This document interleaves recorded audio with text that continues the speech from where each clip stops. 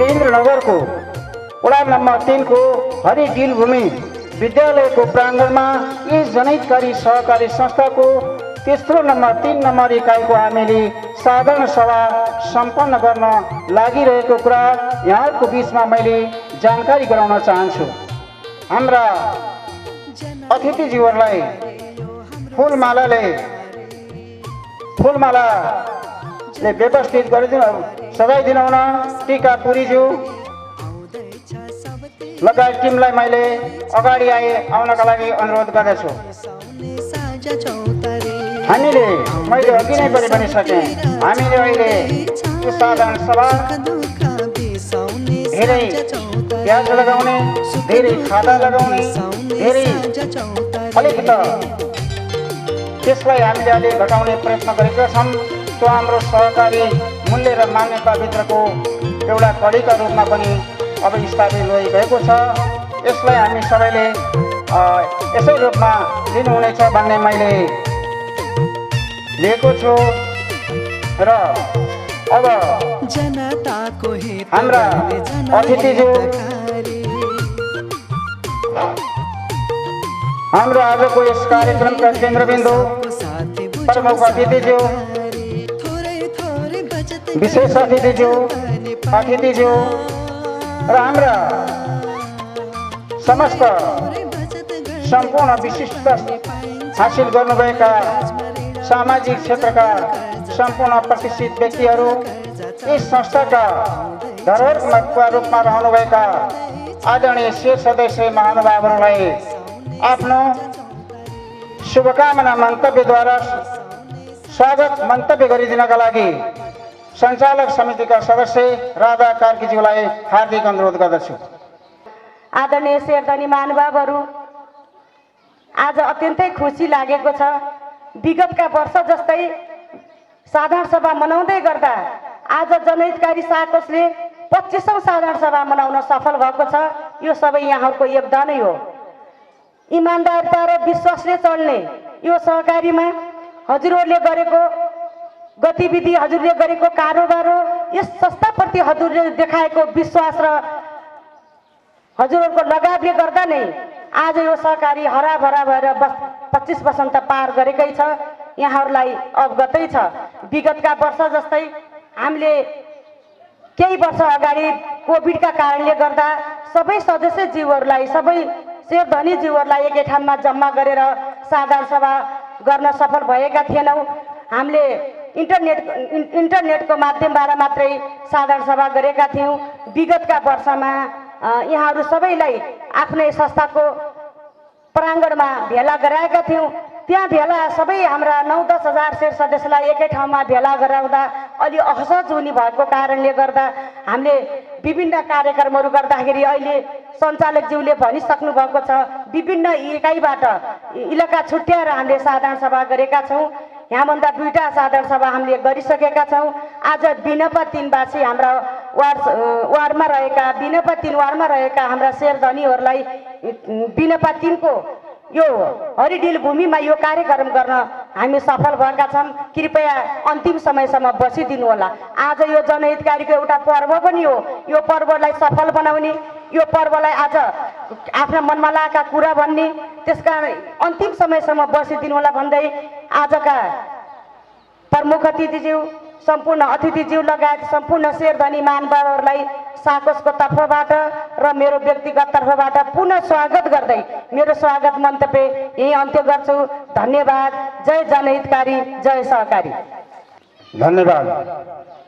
सम्पूर्ण प्रमुख अतिथि र सम्पूर्ण सदस्यज्यूहरूलाई आफ्ना शब्दद्वारा स्वागत गरेर सञ्चालक सदस्य श्री राजा कार्कीज्यूले भइसक्नु भएको छ। उहाँलाई धन्यवाद दिन चाहन्छु।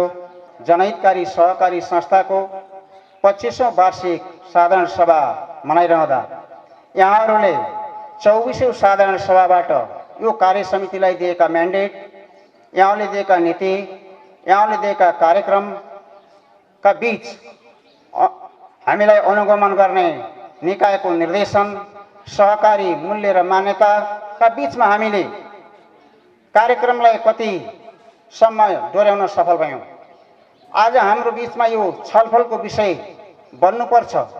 आज सम्पन्न हुन लागिरहेको यी जनहितकारी बचत तथा ऋण सहकारी संस्थाको इकाइ नम्बर 3 को यस वार्षिक साधारण सभाको समुद्घाटन गरिदिनका लागि, दीप प्रज्वलित गरी समुद्घाटन गरिदिनका लागि प्रमुख अतिथि भूमि व्यवस्था कृषि तथा सहकारी मन्त्रालयका आदरणीय सचिव व्यक्तित्व डाक्टर नरहरि प्रसाद घिमिरेज्यूलाई हार्दिक अनुरोध गर्दछु। सभाध्यक्षज्यू, अतिथिज्यू सबैलाई सरिक हुन सादर अनुरोध गर्दछु।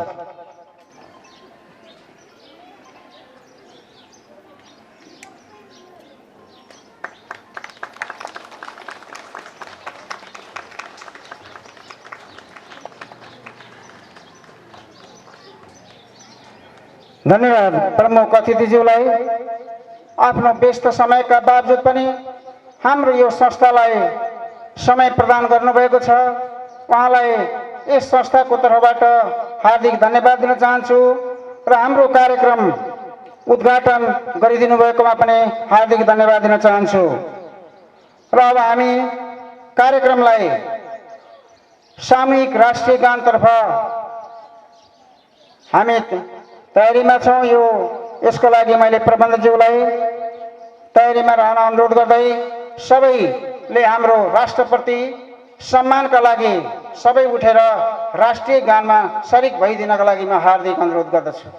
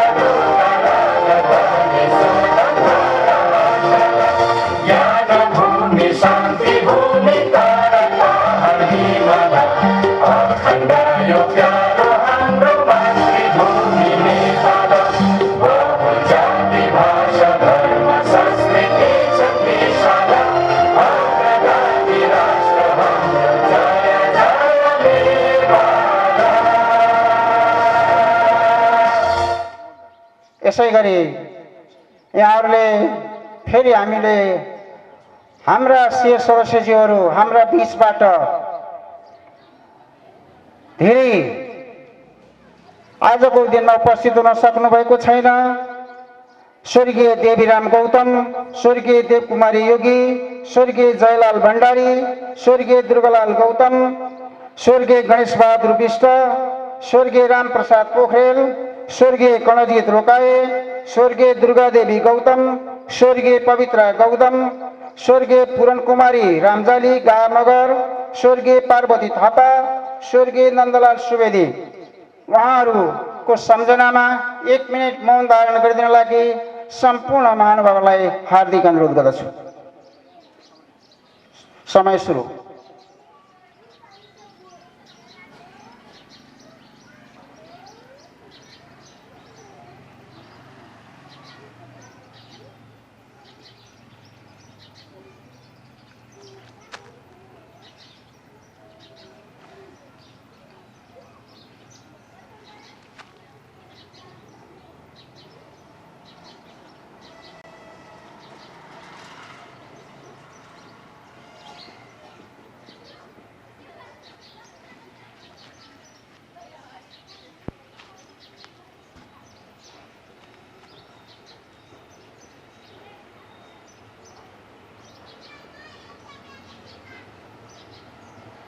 धन्यवाद।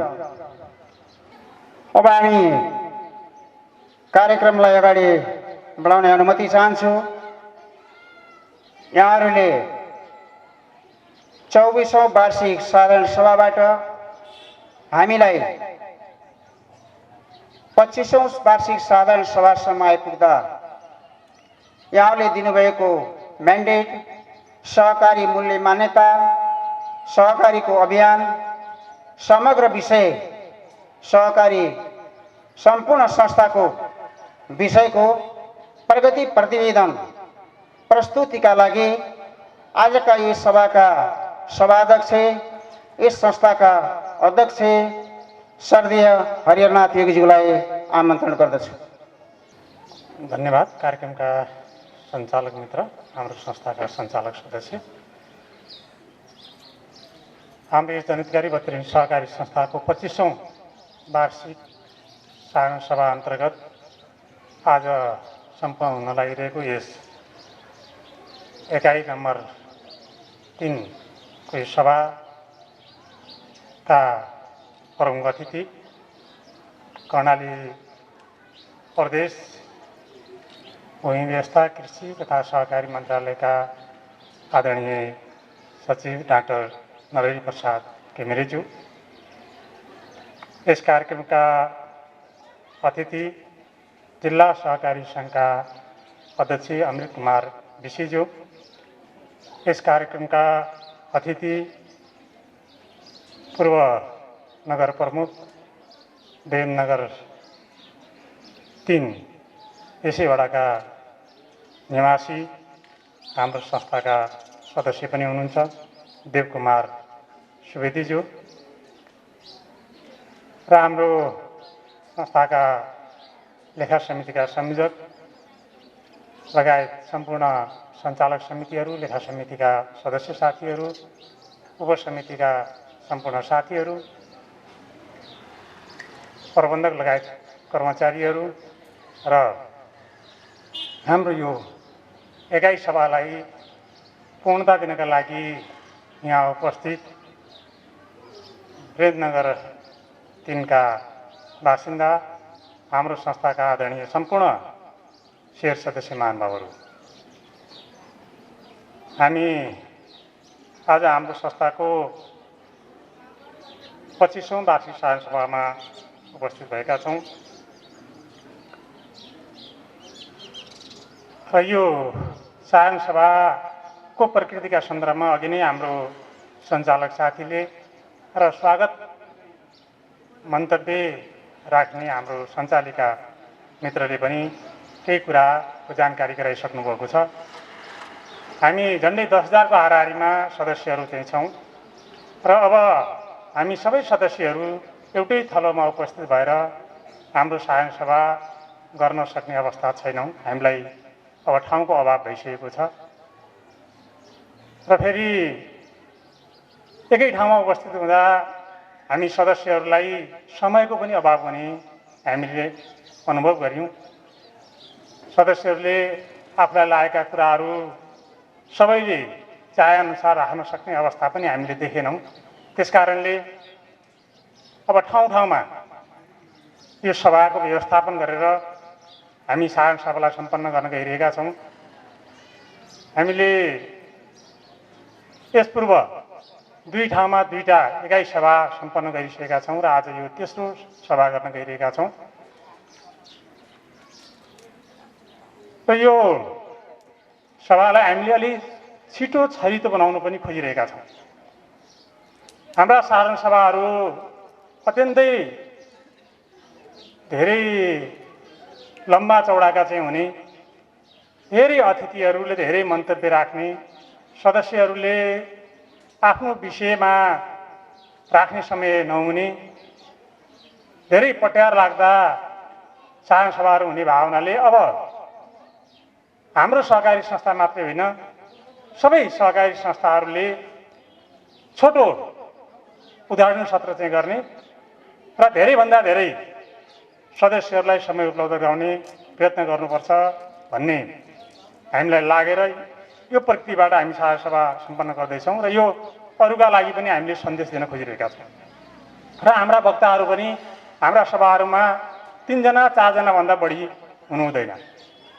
हाम्रा कार्यक्रमहरू पेश गर्ने बाहेक प्रमुख अतिथि र अरू 2 जना 3 जना अन्य अतिथिहरूको मन्तव्य मात्रै हामी राख्ने गरिरहेका छौँ र बाँकी सबै समय हामी तपाईँ सदस्यहरूलाई दिनेछौँ सदस्यज्यूहरू यो साधारण सभाको पुरै समयमा बस्नुहुनेछ र यो संस्थालाई अझ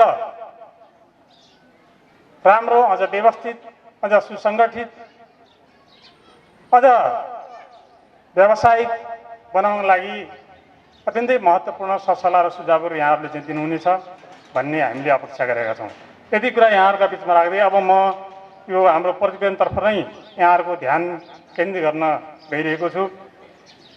25औं वार्षिक सभामा प्रस्तुत वार्षिक प्रगति प्रतिवेदन आब 79-80 तथा आब 80-81 का लागि प्रस्तावित कार्यक्रम 2080। आदरणीय शेर सदस्य महानुभावहरू, यस जनहितकारी बचत सहकारी संस्थाले गत वर्ष पौष 23 गते 24औं वार्षिक साधारण सभा भव्य एवं उल्लासमय वातावरणमा सम्पन्न गर्यो। त्यसै गरी आज पुनः 25औं वार्षिक साधारण सभा सम्पन्न गर्न उपस्थित भएका छौँ। सदस्यहरूको संस्थामा भएको उल्लेख्य वृद्धि र ऐनमा भएको व्यवस्थालाई मध्यनजर गर्दै साधारण सभामा सदस्यहरूको व्यापक एवं अर्थपूर्ण सहभागिताका लागि यस वर्षदेखि हाम्रो संस्थाको वार्षिक साधारण सभा इकाइगत रूपमा 5 स्थानमा उपस्थित भई सम्पन्न गर्न लागिरहेका छौँ। विगतमा जस्तै यस साधारण सभाले पनि अब 79-80 मा प्राप्त भएका उपलब्धिहरूको समीक्षा गर्नेछ र यस अब 80-81 का लागि उपयुक्त नीति तथा कार्यक्रमहरू स्वीकृत गर्नेछ। यस साधारण सभालाई आगामी कार्यकालका लागि योग्य सक्षम नेतृत्व निर्माण गर्ने अभिभावना समेत रहेको छ।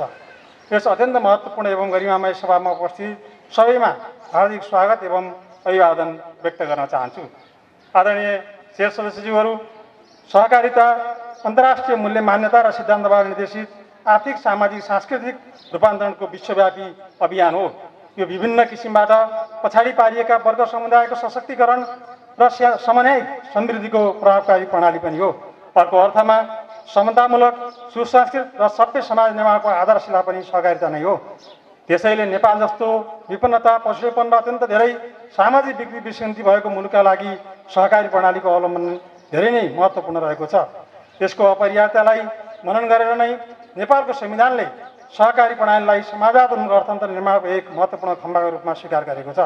नेपालको आर्थिक अवस्था, भौगोलिक तथा सामाजिक परिवेश र विशेषता सुहाउँदो प्रणाली भएका कारण नै आज हजारौँको सङ्ख्यामा सहकारी संस्थाहरू स्थापित र सञ्चालित भई नेपालको दिगो अर्थतन्त्र निर्माणमा सहयोग गरिरहेका छन्। हामी पनि यस अभियानमा अगाडि बढिरहेका छौँ। आदरणीय शेरधनी महानुभावहरू, हाम्रो समाजको तात्कालीन आवश्यकता र परिवेशमा विक्रम सम्वत 2055 पौष 18 गते यस संस्थाको स्थापना गरी विक्रम सम्वत 2056 जेठ 6 गते रिजन सहकारी कार्यालय बाँकेमा दर्ता गरे पश्चात नियमित कारोबार प्रारम्भ गरेको पृष्ठभूमिलाई आज पुनः स्मरण गराउन चाहन्छु।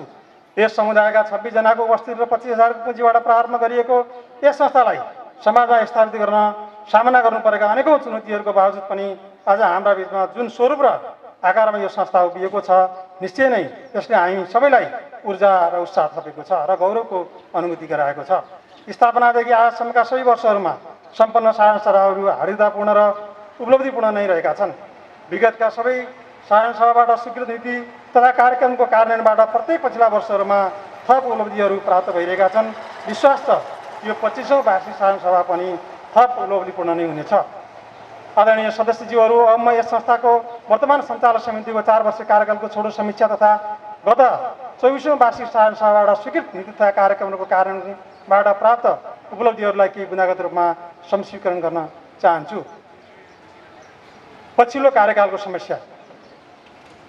यस संस्थाको 21औं वार्षिक साधारण सभाबाट सर्वसम्मत रूपमा गठन भएको वर्तमान सञ्चालक समितिको 4 वर्षीय कार्यकाल यसै साधारण सभाबाट पुरा हुँदैछ। यस सञ्चालक समितिको कार्यकाल तुलनात्मक रूपले धेरै नै उतार चढाव र चुनौतीपूर्ण रह्यो। कार्यकालको दोस्रो वर्षको प्रारम्भदेखि नै विश्वव्यापी रूपमा फैलिएको कोभिड महामारीबाट नेपाल पनि आक्रान्त बन्यो र सहकारी लगायत सबै व्यावसायिक क्षेत्र प्रभावित भयो। संस्थाका साधारण सभा र कार्यक्रमहरू सदस्यहरूको भौतिक उपस्थितिमा गर्न नसकी सूचना प्रविधिको माध्यमबाट सम्पन्न गरिए। अत्यन्त धेरै स्वास्थ्य जोखिमका कारण अत्यावश्यक बाहेकका सबै कारोबारहरू र भेटघाट बन्द गर्नुपर्ने बाध्यात्मक अवस्थाले गर्दा तोकिएका लक्ष्य उद्देश्यहरू पुरा गर्न सकिएन। यस कोभिड महामारीले झन्डै 2 आर्थिक वर्षलाई नराम्रोसँग प्रभावित बनायो। कार्यकालको तेस्रो वर्षको अन्त्यतिर कोभिडको प्रभाव सामान्य हुँदै गर्दा अन्तर्राष्ट्रिय क्षेत्र तथा हाम्रो मुलुकमा समेत वित्तीय सङ्कटका सङ्केतहरू देखा परे। आर्थिक वर्ष 79-80 को प्रारम्भबाट नै बैंक वित्तीय तथा सहकारी संस्थाहरूमा चरम तरलता सङ्कट उत्पन्न भयो। संस्थाहरूमा बचत नहुने तर फिर्ता धेरै गर्नुपर्ने, ऋण असुली नहुने तर ऋणको माग बढिरहने, अत्यन्तै जटिल समस्याको सामना गर्नु पर्यो। तरलता सङ्कटको प्रभाव आजसम्म पनि रहेकाले कतिपय ब्याङ्क वित्तीय संस्था र सहकारीहरूको ऋण लगानी प्रभावित भइरहेको छ। यस परिस्थितिका कारण वित्तीय जोखिमको उचित व्यवस्थापन गर्न नसक्दा कतिपय सहकारी संस्थाहरू बन्द नै गर्नुपर्ने परिस्थिति सिर्जना भयो भने अधिकांशलाई आफ्नो साख जगाउने धेरै ठुलो मेहनत गर्नु परिरहेको अवस्था छ। कोभिड महामारी र तरलता व्यवस्थापनको सङ्कटले हाम्रो संस्था पनि प्रभावित नभएको होइन, तर पनि तपाईँ सदस्यहरूको संस्थाप्रतिको विश्वास र प्रतिबद्धताका कारण कतिपय संस्थाहरूका समस्याहरूका बावजुद पनि संस्थालाई दुर्घटनाबाट जोगाउन सफल भएका छौँ। कल्पना नै नगरिएका चुनौतीहरूका चाङका बीचमा केही सकारात्मक परिणामहरू प्राप्त भएका छन्। यस अवधिमा पनि कुल 3,401 जना सदस्य र 3,16,12,200 सेयर पुँजी थप भएको छ। त्यसै गरी यस अवधिमा रु 26,13,32,147 रुपियाँ बचत थप भएको छ। कुल सम्पत्ति 39,39,39,927 थप भएको देखिन्छ। वित्तीय सङ्कटको जटिल अवस्थामा पनि सदस्यहरूको अत्यावश्यकताको प्राथमिकरण गरी निश्चित सीमासम्म ऋण लगानी गर्न सक्षम रह्यो भने सबै वर्षहरूमा संस्थाका वित्तीय विवरणहरू बजेटमा राख्न सफल रह्यो। यस सङ्कटपूर्ण 4 वर्षको अवधिमा संस्थाको आन्तरिक व्यवस्थापन र सदस्यको सेवा सुविधालाई निरन्तर दिन सफल रह्यो। उल्लेखित तथ्यहरूबाट हाम्रो संस्था कुनै पनि सङ्कटको सहजै सामना गर्न सक्षम छ भन्ने प्रमाणित भएको छ। 2. साङ्गठनिक संरचना बैठक र महत्त्वपूर्ण निर्णय। यसमा हामीले हाम्रा बैठकहरू 11वटा भएको र 11 सदस्यीय सञ्चालक समिति रहेको, 3 सदस्यीय लेखास्मरण समिति रहेको र त्यसै गरेर आवश्यकता अनुसारका उपसमितिहरू रहेको कुरा यहाँहरूका बिचमा म राख्न चाहन्छु। र त्यसै गरिकन हामीले 190वटा निर्णय गरेका छौँ यो वर्षमा र उपसमितिका बैठकहरू पनि नियमित रूपमा भइरहेका छन्। त्यसै गरी 2. सेयर सदस्यता बाल सदस्यको अवस्थालाई हामीले यहाँ प्रस्तुत गरिरहँदा 78-79 मा कुल सदस्य सङ्ख्या 8,621 जना रहेकोमा आर्थिक वर्ष 79-80 को आषाढसम्म 1,130 जना सदस्य थप भएको यहाँ आँकडा हामीसँग रहेको छ। त्यसै गरेर 250 जना बाल सदस्यहरू थप भएका छन् भने यो असार पछि पनि हाम्रो भदौ मसानसम्म 30 जना सदस्यहरू र थप भएर चाहिँ बाल सदस्यहरू थप भएर 3,362 जना बाल सदस्य रहेका छन् भने 121 जना बाल सदस्यलाई हामीले सदस्यमा रूपान्तरण गरेका छौँ। संस्थाको पुँजी संरचनालाई हामीले यहाँ प्रस्तुत गरिरहँदा 78-79 मा संस्थाको कुल सेयर पुँजी 6,61,71,200 रहेको थियो भने 79-80 मा 73,51,800 थप भई कुल सेयर पुँजी 7,35,23,000 पुगेको छ। त्यसै गरेर निश्चय 79-80 को अन्त्यसम्ममा चाहिँ 65,12,85,214 रुपियाँ पुगेको छ। त्यसै गरेर हाम्रो समीक्षा अवधिमा 55,07,767 रुपियाँ चाहिँ हाम्रो संस्थागत पुँजी पुगेको यहाँहरूका बिचमा म यो राख्न चाहन्छु।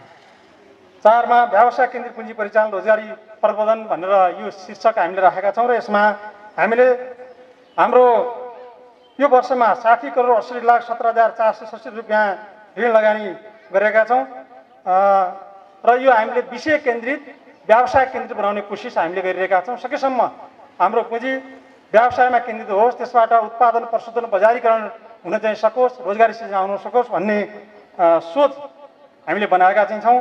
त्यसै गरेर सदस्य शिक्षा कार्यक्रम तथा तालिम गोष्ठीमा सहभागिता भनेर हामीले यहाँ राखेका छौँ।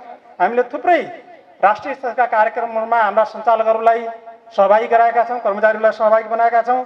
त्यसै गरेर सदस्यसँग सम्बन्धित थुप्रै सिप विकासका व्यावसायिक कार्यक्रमहरूमा हामीले सदस्यहरूलाई सहभागी बनाएका छौँ। यी कुराहरू यहाँ हामीले प्रतिवेदनमा हामीले लेखेका छौँ र पछाडि हामीले तालिका बनाएर पनि विस्तृत रूपमा पनि राखेका छौँ। यसरी नै यहाँहरूले अध्ययन गरिदिनु हुनेछ।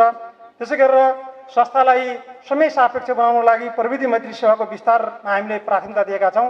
पछिल्लो समयमा जति पनि प्रविधिहरूको प्रयोग भइरहेको छ ती प्रविधिहरू जो वित्तीय क्षेत्रमा प्रयोग भएका छन् ती प्रविधिहरू हाम्रो संस्थामा पनि भेट्याउने, प्रयोग गर्ने र सर्वसुलभ, छिटो छरितो र विश्वसनीय सेवा प्रदान गर्ने हामीले प्रयत्न गरेका छौँ। त्यसै गरेर अर्को सदस्य सेवा सहयोग र सामाजिक उत्तरदायित्व भनेर एउटा शीर्षक हामीले राखेका छौँ। त्यो शीर्षकमा हामीले खास गरिकन हाम्रा सदस्यहरूलाई हामीले ऋण र बचतको कारोबार बाहेकका पनि अरू सेवा प्रदान गर्दै आएका छौँ। ती सेवाहरू हामीले यहाँ राखेका छौँ। खास गरिकन अब हाम्रा महिला सदस्यहरू सुत्केरी हुनुभयो भने हामीले थोरै रकम उहाँलाई चाहिँ पोषण बापत उपलब्ध गराउँदै आएका छौँ। त्यसै गरेर हाम्रा सदस्यहरू मृत्यु हुनुभयो, दिवंगत हुनुभयो भने हामी घरमै पुगेर 11औं दिनको दिनमा चाहिँ श्रद्धाञ्जली सभा चाहिँ गर्छौँ र त्यहाँ थोरै त्यो काजक्रियाको लागि केही रकम उपलब्ध हामी गराउने व्यवस्था गर्दै आएका छौँ। र हामीले केही अपाङ्गहरूलाई, अपाङ्ग सदस्यहरूलाई पनि हामीले केही रकम दिने गरेका छौँ। यसरी हामीले बचत ऋण बाहेकका अरू सेवाहरू पनि प्रदान गर्दै आएका छौँ। र हाम्रो संस्थाको स्थापना दिवसलाई चिरस्थायी राख्नका लागि, स्मरणयोग्य बनाइराख्नका लागि हामीले सप्ताहव्यापी रूपमा मनाउने गरेका छौँ। प्रत्येक दिन एउटा एउटा कार्यक्रम हामी गर्छौँ र हप्ताभरिमै हामीले कार्यक्रमहरू सम्पन्न गर्छौँ र अन्तिम दिनमा हाम्रा सदस्यहरू जो ज्येष्ठ सदस्यहरू हुनुहुन्छ उहाँहरूलाई सम्मान गर्छौँ। विशेष योगदान पुर्याउने सदस्यहरूलाई हामीले सम्मान गर्छौँ। बचत ऋण कारोबार उत्कृष्ट गर्ने सदस्यहरूलाई हामीले सम्मान गर्छौँ र त्यो दिनमा धेरैभन्दा धेरै पुरस्कार र सम्मानको कार्यक्रम पनि हामीले राखेर हाम्रो स्थापना दिवसलाई समापन गर्ने गरेका छौँ। त्यसै गरेर हाम्रो नीतिमा भएको व्यवस्था अनुसार सबै सहकारी संस्थाहरूले आफ्नो कारोबारलाई सम्पत्ति शुद्धिकरण ऐन अन्तर्गत समावेश गर्नुपर्ने चाहिँ हुन्छ र प्रत्येक महिना प्रतिवेदन हामीले पठाउनु पर्ने हुन्छ। हामीले त्यसै गरिकन नियमअनुसार पठाउनु पर्ने सबै प्रतिवेदनहरू हामीले सम्पत्ति शुद्धिकरण सँग सम्बन्धित प्रतिवेदनहरू हामीले भूमि व्यवस्था, सहकारी खेती, गरिबी निवारण मन्त्रालय, सहकारी विभागमा नियमित रूपमा पठाउने गरेका छौँ। र यो श्रम रोजगारको पालना पनि हामीले गर्नुपर्ने हुन्छ। त्यो श्रम रोजगारसँग सम्बन्धित हामीले सामाजिक रिपोर्ट अडिट गरेर त्यो रिपोर्ट पनि हामीले नियमित रूपमा पठाउने गरेका छौँ। र हामीले यो प्रतिवेदनको अन्त्यमा श्रद्धाञ्जली कार्यक्रम, श्रद्धाञ्जली भनेर चाहिँ राखेका छौँ। र अघि नै हामीले हाम्रा दिवंगत सदस्यहरू जो हाम्रा बिचमा अहिले चाहिँ हुनुहुँदैन, उहाँहरूको सम्झनामा 1 मिनट मौन धारण गरेर स्मरण गरेका चाहिँ छौँ। यो कुरा यहाँहरूका बिचमा म राख्न चाहन्छु। र आदरणीय शेर सदस्यज्यूहरू, अब म यस संस्थाको अब 80-81 का लागि प्रस्तावित गरिने नीति तथा कार्यक्रमको आधार तथा अवधारणागत क्षेत्रहरू प्रस्तुत गर्ने अनुमति चाहन्छु। यो जनहितकारी बचत ऋण सहकारी संस्था लिमिटेडको दीर्घकालीन लक्ष्य उद्देश्यहरूको प्राप्तिका लागि दोस्रो पञ्चवर्षीय व्यावसायिक योजना निर्माण गरी कार्यान्वयन ल्याइएको छ र उक्त योजनाको पूर्णताका लागि तय गरेका अल्पकालीन लक्ष्य उद्देश्यको प्राप्तिका लागि विगतमा जस्तै अब 80-81 को प्रयास नीति कार्यक्रम बनाउनु पर्ने आवश्यक रहेको छ, जुन नीति कार्यक्रम संस्थाको आन्तरिक र बाह्य सफलताका लागि अपारी र प्रभावकारी हुन्छ। त्यसैले हाम्रो यस संस्थाले स्थापनाकालदेखि नै आगामी आर्थिक वर्षका लागि आवश्यक नीति तथा कार्यक्रम र बजेट आर्थिक वर्ष प्रारम्भ हुनु पूर्व नै तर्जुमा गर्ने र साधारण सभाबाट पेश गरी स्वीकृति दिने नीतिगत व्यवस्था रहेको छ। व्यवस्थित नीति कार्यक्रम र बजेट निर्माण तथा कार्यान्वयन पद्धतिका कारण नै यस संस्थाले आफ्ना सदस्यहरूका असीमित वित्तीय आवश्यकता, स्रोत साधनको सीमितता उत्पन्न हुने चुनौतीहरूलाई सम्बोधन गर्न सक्षम रहेको छ। हामीले यो कार्यक्रम बनाउँदाखेरि के कुरालाई आधार बनाएका छौँ त भनेर पनि यहाँ हामीले राखेका छौँ। यो कुरा यहाँहरूले आफैले पनि पढ्नुहुनेछ भन्ने हामीलाई लागेको चाहिँ छ। र अब यो वर्षका कार्यक्रमहरूलाई हामीले स्लोगनमा राखेका छौँ। केही अलिअलि यो छपाईमा त्रुटिहरू भएका छन्, म क्षमा चाहन्छु यसमा। र पहिलो कार्यक्रम भनेको मूलतः हाम्रो सदस्य बनाउने, बजेट सङ्कलन गर्ने कुरा नै हुन्छ। त्यसका लागि म, मेरो परिवार र छिमेक गोलबन्द गरौँ, आउनेछ परिणाम सार्थक भनेर हामीले एउटा चाहिँ स्लोगन बनाएका छौँ। हामी सबै हाम्रो घर परिवार वरपर सबैलाई चाहिँ सदस्यमा आबद्ध गर्ने, सदस्य बनाउने र त्यो गऱ्यो भनेपछि अब हाम्रो संस्थाको भविष्य पनि राम्रो हुन्छ, हाम्रो भविष्य पनि राम्रो हुन्छ भन्ने कुरा हामीले राख्न खोजेका छौँ। र यो आर्थिक वर्षको हाम्रो लक्ष्य 11,042 जना शेयर सदस्य पुर्याउने हाम्रो लक्ष्य छ। त्यसै गरेर बचतकर्ता चाहिँ 3,500, बाल बचतकर्ता 3,580 पुर्याउने हाम्रो लक्ष्य रहेको छ। त्यो लक्ष्य पुरा गर्नका लागि हामीले विभिन्न यहाँ नीति र कार्यक्रमहरू यहाँहरूका बिचमा प्रस्तुत गरेका छौँ। यहाँहरूले अध्ययन गर्नुहुनेछ, प्रतिवेदन यहाँहरूका हातमा छ, अध्ययन गर्नुहुनेछ र पछि बन्द सत्रमा आफूलाई लागेको कुराहरू राख्नुहुनेछ। र कार्यक्रम 2 मा शेयर पुँजी र बचतमा निरन्तर वृद्धि भविष्यको सपना हो हाम्रो समृद्धि भनेर भनेका छौँ। जति शेयर पुँजीमा वृद्धि गर्न सक्यौँ, जति बचत हामीले गर्न सक्यौँ, त्यो नै चाहिँ हाम्रो के हो त भन्दाखेरि एउटा चाहिँ समृद्धिको चाहिँ एउटा चाहिँ सपना हो, भविष्य हो भनेर चाहिँ हामीले भनेका छौँ। र यो हिसाबले सेयर पुँजी हाम्रो 8,13,03,300 पुर्याउने लक्ष्य यो आर्थिक वर्षमा छ। बचत 76,22,18,316 पुर्याउने हाम्रो लक्ष्य रहेको छ। त्यसका लागि थुप्रै यहाँ 9वटा नीति कार्यक्रमहरू हामीले पेश गरेका छौँ। त्यसै गरी कार्यक्रम 3मा चाहिँ पुँजीको अत्याधिक सदुपयोगिता, व्यवसायमा सदस्यको सम्मता भनेका छौँ। हामीले हाम्रो पुँजी, हाम्रो बचत, हाम्रो सेयर बढीभन्दा बढी व्यवसायमा केन्द्रित गर्ने र हाम्रा सदस्यहरूलाई बढीभन्दा बढी व्यवसाय गराउने त्यो कुरामा ध्यान दिनुपर्छ भन्ने हामीलाई लागेको छ र हामीले त्यही किसिमका कार्यक्रमहरू यहाँ समावेश गरेका छौँ। 75% पुँजीलाई व्यवसाय केन्द्रित गर्नुपर्छ भन्ने हाम्रो मान्यता छ। विगतदेखि नै हामीले यो भन्दै आएका छौँ। 25% हाम्रो भइभरि आउने कुरामा हामी प्रयोग गर्छौँ, तर 75% हाम्रो पुँजी चाहिँ व्यवसायमै प्रयोग हुनु पऱ्यो। उत्पादन, प्रशोधन, बजारीकरण, भण्डारण त्यसमा हाम्रो प्रयोग हुनु पऱ्यो, जसबाट धेरैभन्दा धेरै रोजगारी सृजना होस् भन्ने हाम्रो अपेक्षा यसमा जोडेका छौँ। त्यही किसिमका नीति कार्यक्रमहरू हामीले यहाँ पेश गरेका छौँ, प्रस्तुत गरेका छौँ। कार्यक्रम नम्बर 4मा शिक्षा, तालिम, सूचना सबल, प्रतिबद्ध र सक्षम सदस्य बनाउने हाम्रो योजना भनेर भनेका छौँ होइन। अब यो के हो भने सदस्यलाई पनि प्रतिबद्ध बनाउनु पर्ने हुन्छ। प्रतिबद्ध बनाउनको लागि तालिम, शिक्षाको आवश्यकता पर्छ। यो निरन्तर रूपमा हामीले दिँदै आएका छौँ। प्रत्येक वर्ष हामी नयाँ सदस्यहरूलाई सदस्य बन्ने बित्तिकै हामी सहकारी शिक्षामा समावेश गराउँछौँ र अरू पनि आवश्यकता अनुसार तालिमहरू हामी दिँदै आएका छौँ। त्यसै गरेर चाहिँ सूचना प्रवाह पनि हामी नियमित रूपमा गरिरहेका हुन्छौँ। हाम्रो वेबसाइट छ, हाम्रो फेसबुक पेज छ, ती सबैबाट हामीले सूचनाहरू प्रवाह गरिरहेका हुन्छौँ। यो मोबाइल मेसेज पनि हामी प्रयोग गरिरहेका हुन्छौँ र यो वर्ष पनि हामीले ती कामहरू चाहिँ गर्नेछौँ। जनहित साक्षरता कक्षाहरू हामी सञ्चालन गर्छौँ विद्यालयहरूमा चाहिँ गएर। त्यसै गरेर हामीले यो तालिमका चाहिँ पाठ्यक्रमहरू बनाउने योजना बनाएका छौँ। क्यालेन्डरहरू छपाई गरेर हामी बाँड्छौँ, त्यो पनि यो सूचना अन्तर्गत नै पर्छ। ब्रोसरहरू बनाउँछौँ हामी, क्याटलगहरू बनाउँछौँ र छपाई गरेर हामी वितरण गर्छौँ सदस्यहरूलाई। र यसका कार्यक्रम नीतिहरू यहाँ हामीले समावेश गरेका छौँ। त्यसै गरेर कार्यक्रम 5मा उच्च प्रवृत्ति व्यवस्थापन हाम्रो ध्यान, छिटो, छैटो र विश्वसनीय सेवा नै हाम्रो शान भनेर भनेका छौँ। जति राम्रो प्रविधि हामीले यहाँ प्रयोग गरेर चाहिँ सक्यौँ त्यति नै हाम्रा सदस्यहरूलाई छिटो, छैटो र विश्वसनीय सेवा हामी दिन सक्छौँ। त्यसले के हुन्छ त भन्दाखेरि संस्थाको गरिमा बढ्छ, संस्थाको शान बढ्छ भनेर भनेका छौँ हामीले। त्योसँग सम्बन्धित केही लक्ष्यहरू चाहिँ छन् हाम्रा, हामी कति गर्छौँ यो वर्षमा भनेर राखेका छौँ र नीति र कार्यक्रमहरू पनि समावेश गरेका छौँ। त्यसै गरेर कार्यक्रम 7मा सदस्य सेवा, मान सम्मान र राहत, सामाजिक उत्तरदायित्व छ, हामी साथ भनेर भनेका छौँ। हाम्रो केही सामाजिक उत्तरदायित्व जिम्मेवारी पनि छ। हामी सदस्यका लागि मात्र काम गर्दैनौँ, सिङ्गो समाजका लागि पनि केही न केही काम हामी गर्छौँ। त्यसै गरेर चाहिँ सदस्यहरूको समाजमा मान सम्मान प्रतिष्ठा कायम गर्नका लागि पनि हामीले त्यो काम गरिरहेका छौँ। हाम्रा केही संस्कारहरू छन्, केही संस्कृतिहरू छन्, तिनलाई हामीले नेतृत्व दिने कुरा पनि हुन्छ र हाम्रा सामाजिक संसारमा भएका मान सम्मानका कुराहरू चाहिँ छन्, त्यसलाई चाहिँ समाजमा जोगाइराख्ने र हाम्रा सदस्यहरूलाई समाजमा स्थापित गर्ने कुरा पनि हामीले चाहिँ गर्छौँ। त्यो हामीले गर्दै आएका छौँ। हाम्रा 70 वर्ष पुरा गरेका ज्येष्ठ सदस्यहरूलाई हामीले सधैँ सम्मान गर्ने गरेका छौँ, सम्मानित गर्छौँ प्रत्येक वर्ष स्थापना दिवसको अवसरमा। त्यसै गरेर चाहिँ विभिन्न कला संस्कृति क्षेत्रमा योगदान पुर्याउने हाम्रा सदस्यहरू र गैर सदस्यहरूलाई पनि हामीले स्थापना दिवसमा सम्मान गर्ने कार्यक्रम हामीले गर्दै आएका छौँ। अर्को कार्यक्रम संस्थागत सुशासन र व्यावसायिक गुणस्तर, दिगो एवं सक्षम संस्थाको आधार भनेर चाहिँ हामीले यो कार्यक्रम हाम्रो रहेको छ।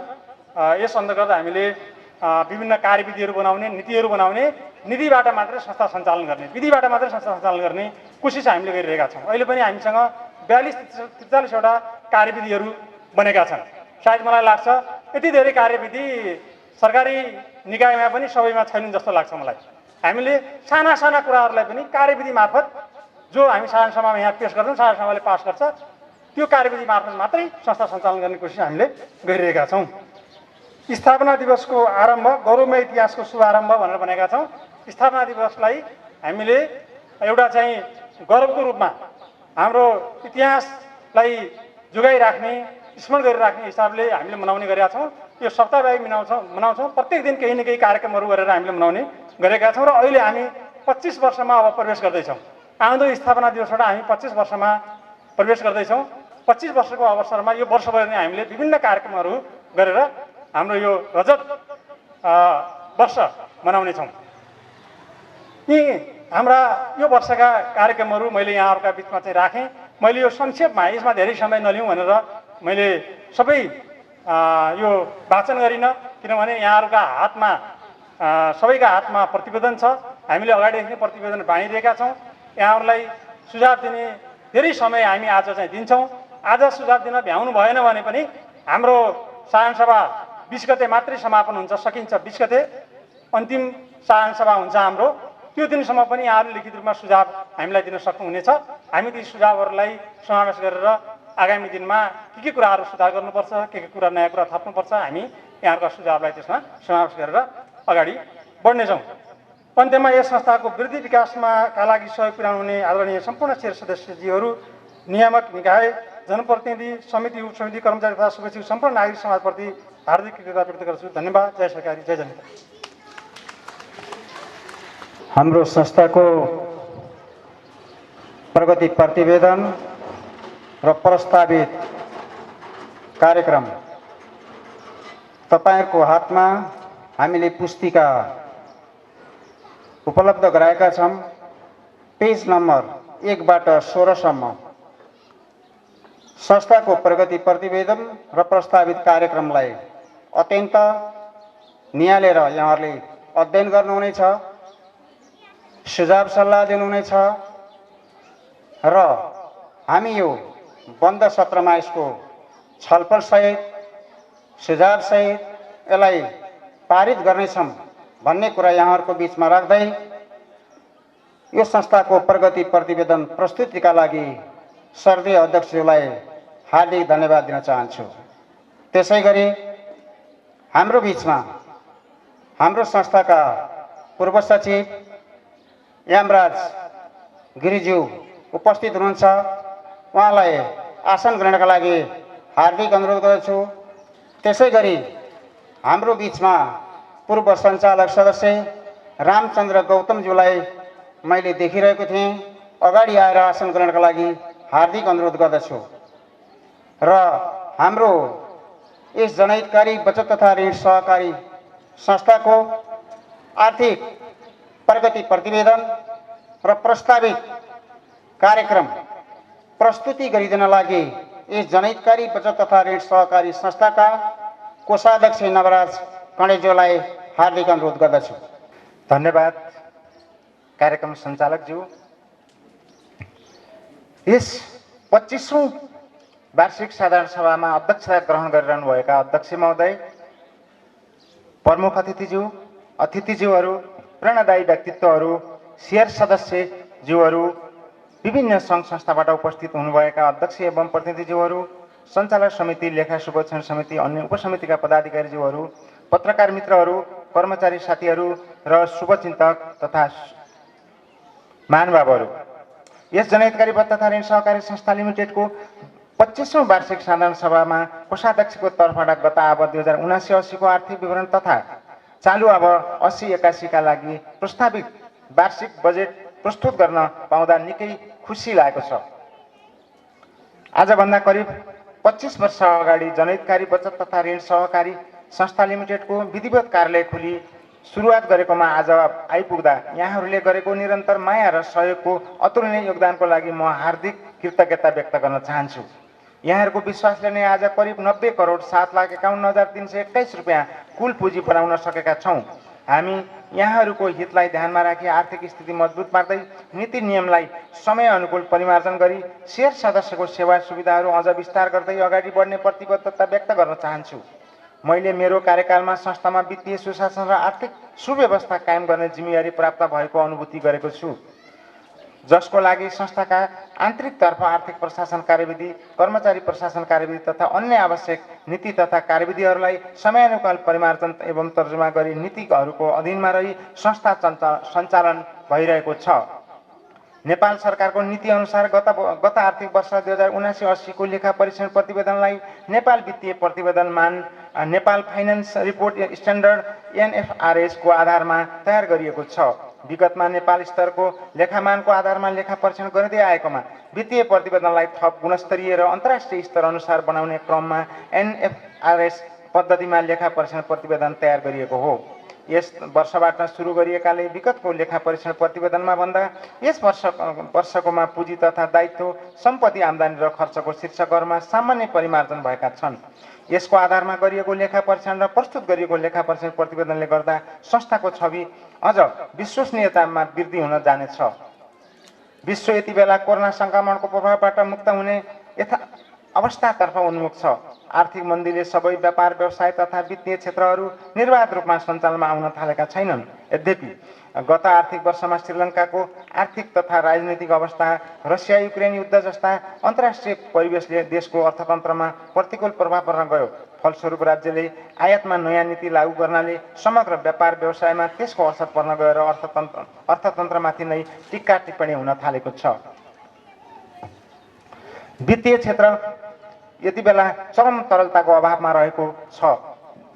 विप्रेषण आप्रवाहमा कमी, आयातका उच्च वृद्धि, निर्यातमा कमी, सरकारी विकास खर्चमा सुधार नहुनु, देशभित्र लगानीको लागि अनुकूल वातावरण नहुनु र पर्यटनको आगमन शून्य जस्ता कारणले अर्थतन्त्र प्रतिकूल अवस्थाबाट चलिरहेको देखिन्छ। यस्तो पृष्ठभूमिमा हामीले वार्षिक बजेट तय गरेका छौँ। वित्तीय समावेशी मार्फत आर्थिक विकास तथा समृद्धिका लागि राष्ट्रिय तथा अन्तर्राष्ट्रिय स्तरमा विभिन्न प्रयासहरू भएका छन्। यद्यपि ती प्रयासका बावजुद विश्व जनसङ्ख्या ठुलो हिस्सा अझै पनि वित्तीय पहुँचभन्दा बाहिर रहेको जुन विषय गरिबी न्यूनीकरणका लागि चुनौतीको रूपमा उपस्थित रूपमा भएको छ। पछिल्लो तथ्याङ्क अनुसार विश्वका कुल वयस्क जनसङ्ख्याको करिब 40% मानिस औपचारिक वित्तीय सेवाको पहुँचभन्दा बाहिर रहेका छन्।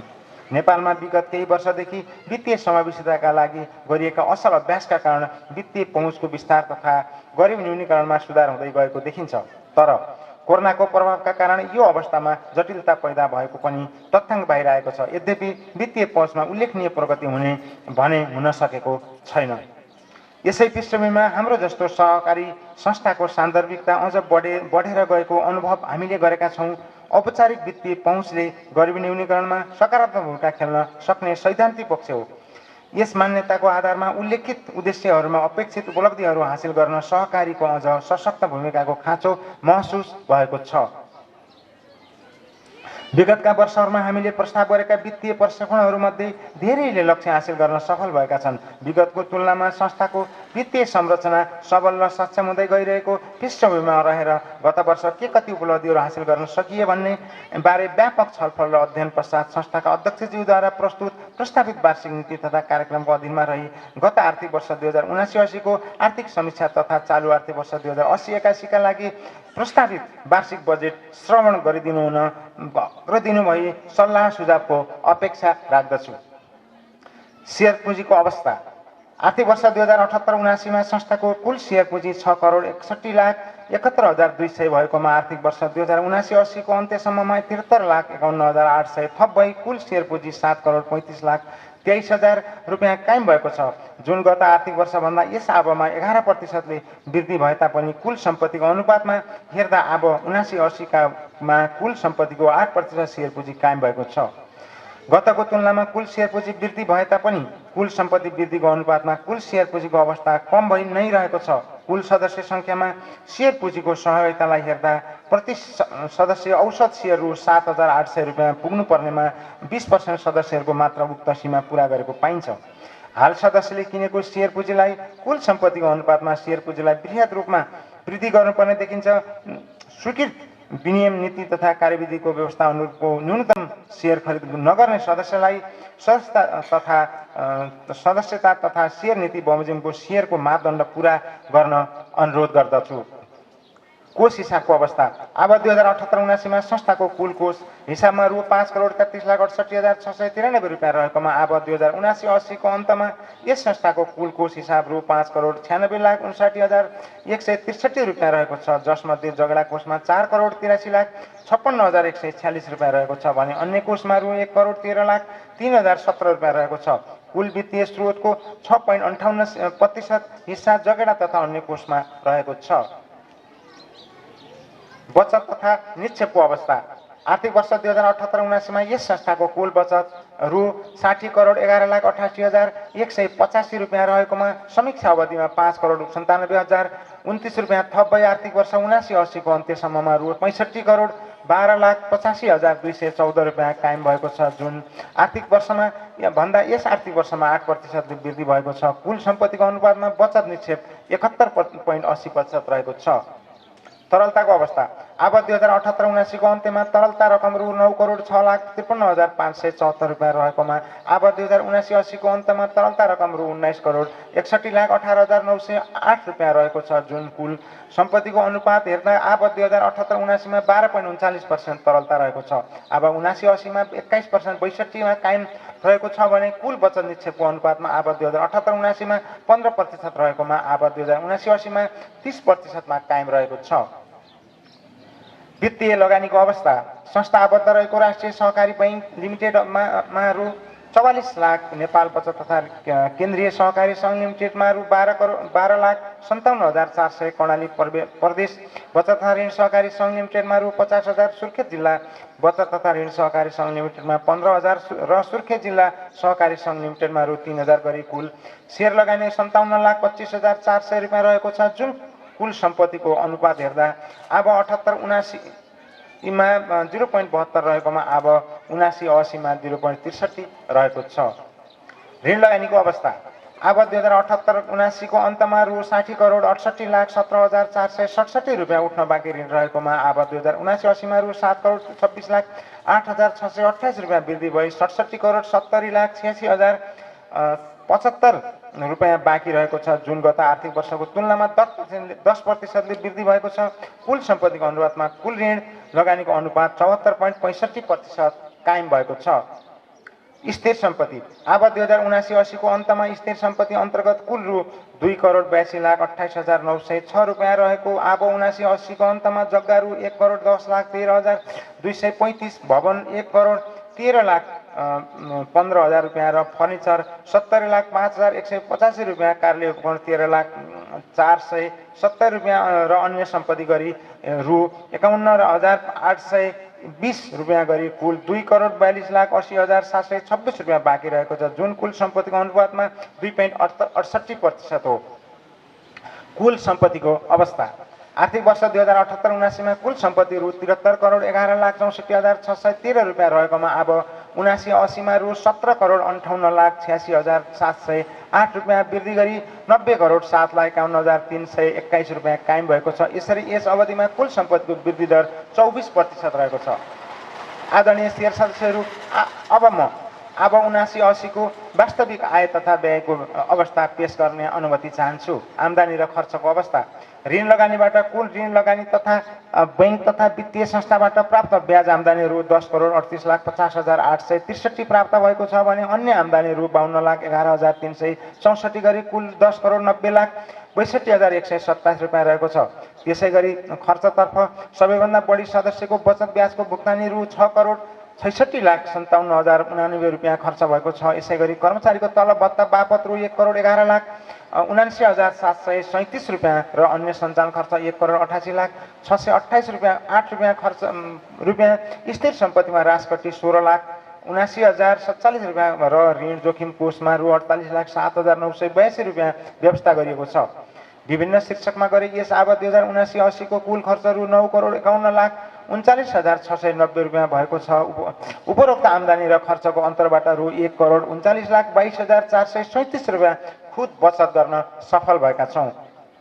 अन्य कोषको खर्च र कोषको स्थानान्तरणको अवस्था अब 2079-80 मा संस्थाको सेयर लाभांश रु 43,08,612 रुपियाँ सदस्यलाई वितरण गरिएको छ भने रु 1,79,330 रुपियाँ जगडा कोषमा स्थानान्तरण गरिएको छ। यसै गरी संरक्षित पुँजी फिर्ता कोष 18,51,333 रुपियाँ सदस्यलाई वितरण गरिएको छ भने रु 6,69,887 रुपियाँ जगडा कोषमा स्थानान्तरण गरिएको छ। यसै गरी कर्मचारी बोनस कोषबाट 7,37,888 रुपियाँ कर्मचारीलाई वितरण गरिएको छ। यसै गरी सहकारी शिक्षा कोष रु 3,70,372 रुपियाँ सहकारी सम्बन्धी तालिममा खर्च गरिएको छ भने रु 5,290 रुपियाँ जगडा कोषमा स्थानान्तरण गरिएको छ। यसै गरी स्त्रीकरण कोषमा रु 3,75,662 रुपियाँ नेपाल बचत तथा ऋण सहकारी संस्था लिमिटेडले सञ्चालनमा ल्याएको स्त्रीकरण कोषमा जम्मा गरिएको छ। सहकारी विकास कोष रु 3,75,662 रुपियाँ, घाटापूर्ति कोष 3,75,662 रुपियाँ, सामुदायिक विकास कोष 3,75,662 रुपियाँ र अन्य जोखिम कोष रु 3,75,662 रुपियाँ जग्रा कोषमा स्थानान्तरण गरिएको छ। संस्थाको राजस्वमा योगदान यस संस्थाले यस वर्ष 46,60,373 रुपियाँ राजस्व भुक्तानी गरी नेपाल सरकारलाई राजस्वमा योगदान पुर्याएको छ। आदरणीय शेयर सदस्य महानुभावहरू, अब म यस संस्थाको अब 80-81 का लागि प्रस्तावित वार्षिक बजेट प्रस्तुत गर्ने अनुमति चाहन्छु। आर्थिक वर्ष 80-81 को वार्षिक बजेट तयार गर्दा वार्षिक नीति तथा कार्यक्रमको अधीनमा रही रणनीतिक योजना, वित्तीय स्रोत, जनशक्ति, सदस्यहरूको प्रकृति, आवश्यकता, देशको समग्र आर्थिक स्थिति, नेपाल सरकारले तय गरेको आर्थिक वर्ष 2080-81 को बजेट र राष्ट्र बैंकले जारी गरेको मौद्रिक नीति, सहकारी विभागले जारी गरेको निर्देशन, आर्थिक सङ्कटको कारण सदस्यमा परेको प्रभाव, चालु आर्थिक वर्षको संशोधित परिलक्ष्य, साधारण सभाका निर्णय, सञ्चालन समितिको निर्देशन समेतलाई ध्यानमा राखी सदस्य सेवालाई केन्द्रबिन्दुमा राखेर तयार गरिएको छ। यस बजेटको कार्यान्वयनबाट सदस्यको आर्थिक, सामाजिक, सांस्कृतिक रूपान्तरणमा उल्लेख्य मद्दत पुग्ने अपेक्षा गरिएको छ। बजेट निर्माण गर्दा अपनाइएका आधारहरू वार्षिक नीति तथा कार्यक्रम, जनहितकारी साकोसको हाल सञ्चालनमा रहेको केन्द्रीय कार्यालय तथा 2वटा सेवा केन्द्र र थप हुने 3वटा सेवा केन्द्रहरू तथा 3वटा सङ्कलन केन्द्रहरूको कारोबारको स्थिति, सम्भावित सदस्यता वृद्धिको अवस्था, जनहितकारी साकोसको रणनीतिक व्यावसायिक योजना, सदस्यको आय स्रोत वृद्धि हुने सम्भावना र संस्थाप्रतिको विश्वसनीयता, जनहितकारी साकोसको साधारण सभाले गरेका निर्णय निर्देशन, नियामक निकायका निर्देशन, सहकारी ऐन तथा अन्य वित्तीय ऐन बमोजिमका व्यवस्थाहरू, देशमा राजनीतिक स्थिरताले समग्र आर्थिक क्रियाकलापमा पार्ने प्रभाव, स्थानीय प्रदेश र सङ्घीय सरकारबाट प्रस्तुत बजेट तथा कार्यक्रमले पार्ने प्रभाव, हाल संस्थामा कार्यरत जनशक्तिको कार्यकुशलता र आत्मविश्वास, संस्थाको विनियम, नीति, कार्यविधिहरू, सञ्चालन समिति, उपसमितिको अनुभव र क्षमता, संस्थागत सरकारी क्षेत्र निकायहरूसँगको सम्बन्ध, आर्थिक सङ्कटले सदस्यलाई पारेको प्रभाव। यस बजेटलाई निम्न अनुसार उद्देश्यका साथ यो बजेट तयार गरिएको छ। संस्थाको वार्षिक नीति तथा कार्यक्रमलाई प्रभावकारी रूपमा कार्यान्वयन गर्ने, छोटो छरितो र विश्वसनीय सहज सेवाको लागि संस्थालाई प्रविधि मैत्री बनाउने, आन्तरिक तालिम गोष्ठी, अध्ययन भ्रमण, बाह्य कार्यक्रमहरूमा सहभागी बनाई समिति, उपसमितिको क्षमता विकास र प्रतिबद्धता व्यक्त गर्ने, विभिन्न प्रोत्साहनका कार्यक्रमबाट सेयर र बचतमा वृद्धि गरी आन्तरिक पुँजीलाई बलियो बनाउने, संस्थाको प्रशासनिक तथा व्यावसायिक व्यवस्थालाई मितव्ययी बनाउने, विभिन्न कार्यक्रमहरूबाट सदस्यको संस्थागत तथा व्यावसायिक क्षमता विकास गर्ने, सेवा केन्द्र तथा सङ्कलन केन्द्र तथा थप गरी सदस्यहरूको संस्थामा सहज पहुँच वृद्धि गर्ने, सहकारी संस्थाहरू बीच एकीकरण गरी सेवाको गुणस्तर र परिणाम वृद्धि गर्ने। बजेटका प्राथमिकता पुँजी स्रोतको वृद्धि र जोखिम र हित परिचालन, सदस्यहरूको व्यावसायिक क्षमता विकास र आवश्यक पुँजीको परिपूर्ति, नीति, विधि र प्रविधिको समुचित व्यवस्थापन, आन्तरिक जनशक्तिको क्षमता विकास र प्रभावकारी परिचालन, समिति, उपसमितिको क्षमता र जवाफदेहिता वृद्धि, संस्था एकीकरण, व्यवस्थापन र प्रवर्धन, आर्थिक सङ्कटको प्रभाव न्यूनीकरण र सहयोग, रोजगारी प्रवर्धनमा सहयोग। बजेट कार्यान्वयनमा विभिन्न तफसिल अनुसारका रणनीतिहरू हामीले प्रयोग गरेर यो बजेटलाई कार्यान्वयन गर्नेछौँ। संस्थागत पुँजी वृद्धि गर्दै जाने र सहकारीको पुँजीको आधार मजबुत बनाउने, समय सापेक्ष नवीनतम प्रवृत्तिमा आधारित सेवाहरूको विकास गर्दै जाने, धन सिर्जना गर्ने, बचतका नयाँ क्षेत्रहरू विस्तार, बचत परिचालनमा जोड दिने, बचत र ऋणको विविधीकरण गर्दै न्यून दरका बचत सङ्कलन गर्दै जाने र यस्तो एवं सुरक्षित लगानी गर्ने वातावरण तयार गर्ने। यी हाम्रा आधारहरू, उद्देश्यहरूका बीचमा तपाईँहरूको बीचमा म आगामी वर्ष 80-81 को लागि रु 1,62,91,484 रुपियाँको बजेट तपाईँहरूको बीचमा प्रस्तुत गर्न चाहन्छु र यो बजेटका विभिन्न शीर्षक, उपशीर्षक, खर्च र आम्दानीहरू तपाईँहरूले बोक्नु भएको यो वार्षिक प्रतिवेदन पुस्तिकामा विस्तृत रूपमा विश्लेषण गरिएको छ। त्यसलाई हजुरहरूले अध्ययन गरेर बन्द सत्रमा सुझावसहित आफ्ना रायसहित सुझाव पेश गरिदिनु हुन म सम्पूर्ण सेयर सदस्यहरूलाई हार्दिक अनुरोध गर्न चाहन्छु।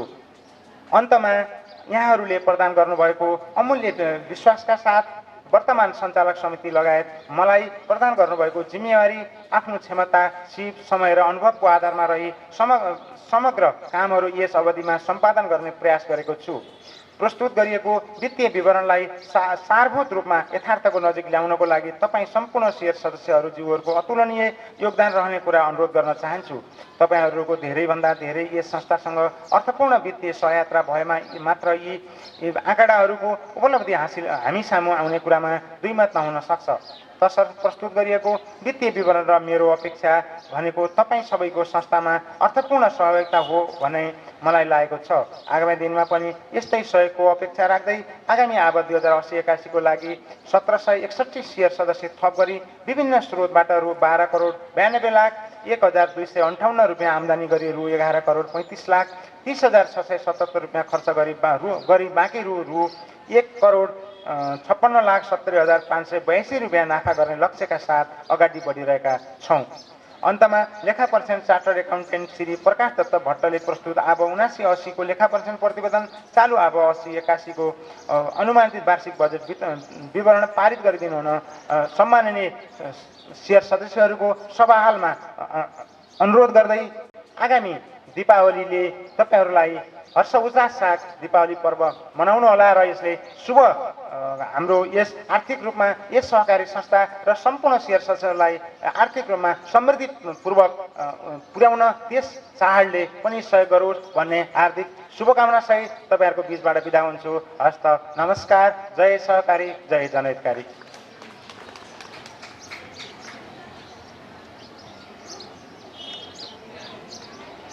धन्यवाद कोषाध्यक्षज्यू। यस जनहितकारी बचत तथा ऋण सहकारी संस्थाको आर्थिक वर्ष 79-80 को कुल 90 करोड 70 लाख 51,321 रुपियाँ को कुल कारोबार र आर्थिक वर्ष 80-81 को 1 अरब 1 करोड 62 लाख 91,484 रुपियाँ को बजेट सहित प्रस्तुत गरेर जानुभएको छ। हामीले त्यो पनि हाम्रो पुस्तिकाको पेज नम्बर 18 देखि 30 सम्म हामीले पुस्तिका पढेर त्यहाँ भएका हामीलाई दिनुपर्ने सुझाव संस्थालाई अझ कसरी सुदृढ गर्न सकिन्छ यहाँहरूबाट अमूल्य सुझाव आउनेछ। हामी यसलाई पनि बन्द सत्रमा छलफल गरेर पास गर्नेछौँ भन्ने कुरा यहाँहरूको बिचमा राख्दै यहाँहरू अत्यन्त यो कार्यक्रमलाई सभ्य रूप र भव्य रूपमा सफल बनाउन लाग्नुभएको छ। यहाँहरू सबैलाई हार्दिक धन्यवाद दिन चाहन्छु। हामीले कार्यक्रम अत्यन्त छोटो रूपमा लैजाने प्रयत्न गरिरहेका छौँ। हामीले अब शुभकामना मन्तव्यतर्फ मैले जोड्ने कोसिस गरिरहेको छु। यो 25औं जनहितकारी बचत तथा ऋण सहकारी संस्थाको 25औं वार्षिक साधारण सभा इकाइ नम्बर 3 को यो सम्मानित सभालाई सम्बोधन गरिदिनका लागि वीरेन्द्रनगर नगरपालिकाका पूर्व मेयर आदरणीय व्यक्तित्व हामी सबैका भरोसाका केन्द्र आदरणीय व्यक्तित्व देवकुमार सुवेदीज्यूलाई आमन्त्रण गर्दछु। धन्यवाद कार्यक्रम सञ्चालक आदरणीय कृष्ण दाई। जनहितकारी बचत तथा ऋण सहकारी संस्थाको 25औं वार्षिक साधारण सभाका अन्तर्गत इकाइ नम्बर 3 का सभाका सभाध्यक्ष, यस संस्थाका अध्यक्ष, हामी सबैका अग्रज आदरणीय हरिहरनाथ तेगीज्यू, कार्यक्रमका प्रमुख अतिथि कर्णाली प्रदेश सरकारका भूमि व्यवस्थापन तथा सहकारी मन्त्रालयका आदरणीय प्रमुख अतिथि सचिवज्यू, मञ्चमा आसीन जिल्ला सहकारी सङ्घका अध्यक्ष आदरणीय अमृत बहादुर विशीज्यू, त्यसै गरी यस संस्थाका सञ्चालक समितिका पदाधिकारी सदस्यज्यूहरू, लेखा समितिका संयोजक र यस कार्यक्रममा उपस्थित यस संस्थाका आमन्त्रित अन्य उपस्थित विशिष्ट महानुभावहरू, आदरणीय शेयर सदस्य, आमा बुवा दाजुभाइ दिदीबहिनीहरू सबैलाई मेरो व्यक्तिगत तर्फबाट हार्दिक सहकारीमय अभिवादन प्रकट गर्न चाहन्छु। मैले धेरै कुराहरू यहाँ गर्नुपर्छ जस्तो मलाई लाग्दैन, किनभने जिम्मेवारीका हिसाबले र आयोजकहरूले कुनै एउटा नाम दिएर तपाईँहरूको तर्फबाट मलाई नै शुभकामना व्यक्त गर्न दिनुभएको छ। वास्तवमा यो संस्थाको तपाईँहरू जस्तै म पनि शेयर सदस्य हुँ। हाम्रै घर आँगनमा स्थापना भएर 25औं साधारण सभा अब पार गर्दैछौँ र यो संस्थाको स्थापना कालदेखि आजसम्म प्रतिवेदनमा प्रस्तुत भएका आँकडाहरू, तथ्याङ्कहरू, उपलब्धिहरू जे जस्ता प्राप्त भएका छन् ती उपलब्धिहरू प्राप्त गर्ने सम्पूर्ण यसका संस्थापकहरू, शुभचिन्तकहरू र यो समाजका सबै दाजुभाइ दिदीबहिनीहरू र समग्रतामा सम्पूर्ण शेयर सदस्यहरू र जनहितकारी परिवारका सम्पूर्ण कर्मचारी साथीहरूलाई म व्यक्तिगत तर्फबाट हार्दिक बधाई दिन चाहन्छु र आगामी कार्यकाल अथवा आगामी वर्ष बजेट नीति कार्यक्रममा प्रस्तुत भएका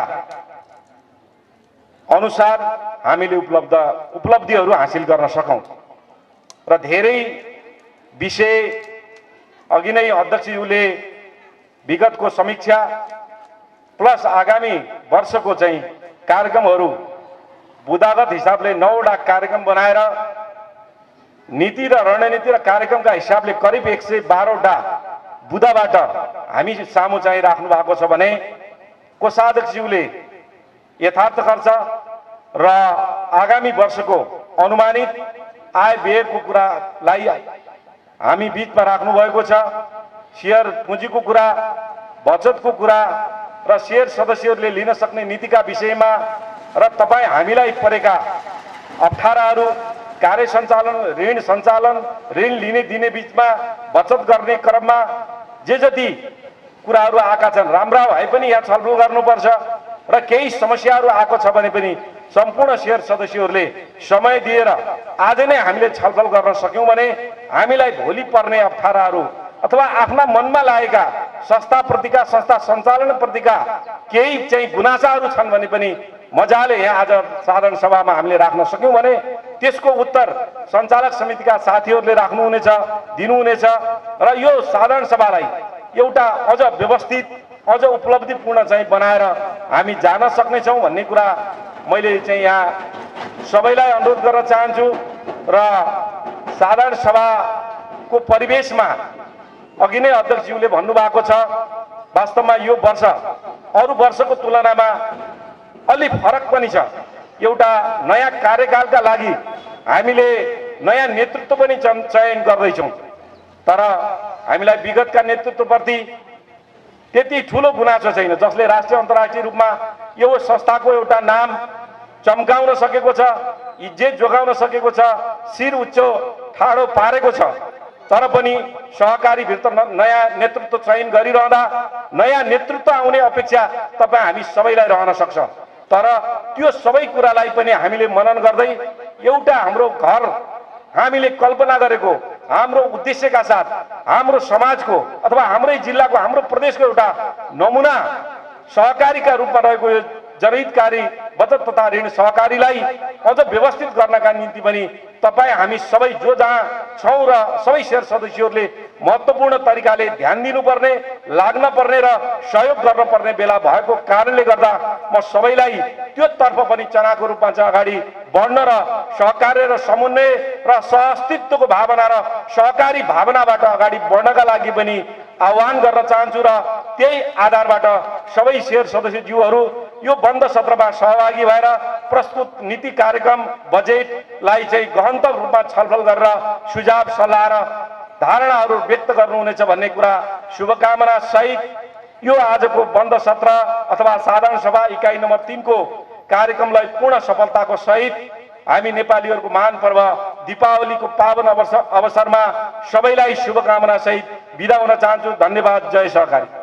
हामीलाई अत्यन्त राम्रा सुझाव, निर्देशनात्मक भनाइ सहित सारगर्भित मन्तव्य राखेर हाम्रा बीचबाट जानुभएको छ। संस्थाको तर्फबाट हार्दिक हार्दिक धन्यवाद दिन चाहन्छु वीरेन्द्रनगर नगरपालिकाका पूर्व मेयर देवकुमार सुवेज्यूलाई। त्यसै गरी शुभकामना मन्तव्यका लागि जिल्ला सहकारी सङ्घ सुर्खेतका अध्यक्ष लामो सहकारी यात्रामा आफ्नो अत्यन्त महत्त्वपूर्ण एकदम महत्त्वपूर्ण ज्ञान हासिल प्राप्त गर्नुभएको उहाँले सहकारीको विषयमा हामीलाई धेरै निर्देशनात्मक सुझावहरू दिनुहुनेछ। त्यसका लागि म आदरणीय व्यक्तित्व अमृत विशीज्यूलाई मञ्चमा निमन्त्रण गर्दछु। जनहितकारी बचत तथा ऋण सहकारी संस्थाको 25औं वार्षिक साधारण सभा इकाइ 3 यस कार्यक्रमका अध्यक्षज्यू, यस कार्यक्रमका प्रमुख अतिथि भूमि व्यवस्थापन सहकारी मन्त्रालयका सचिवज्यू,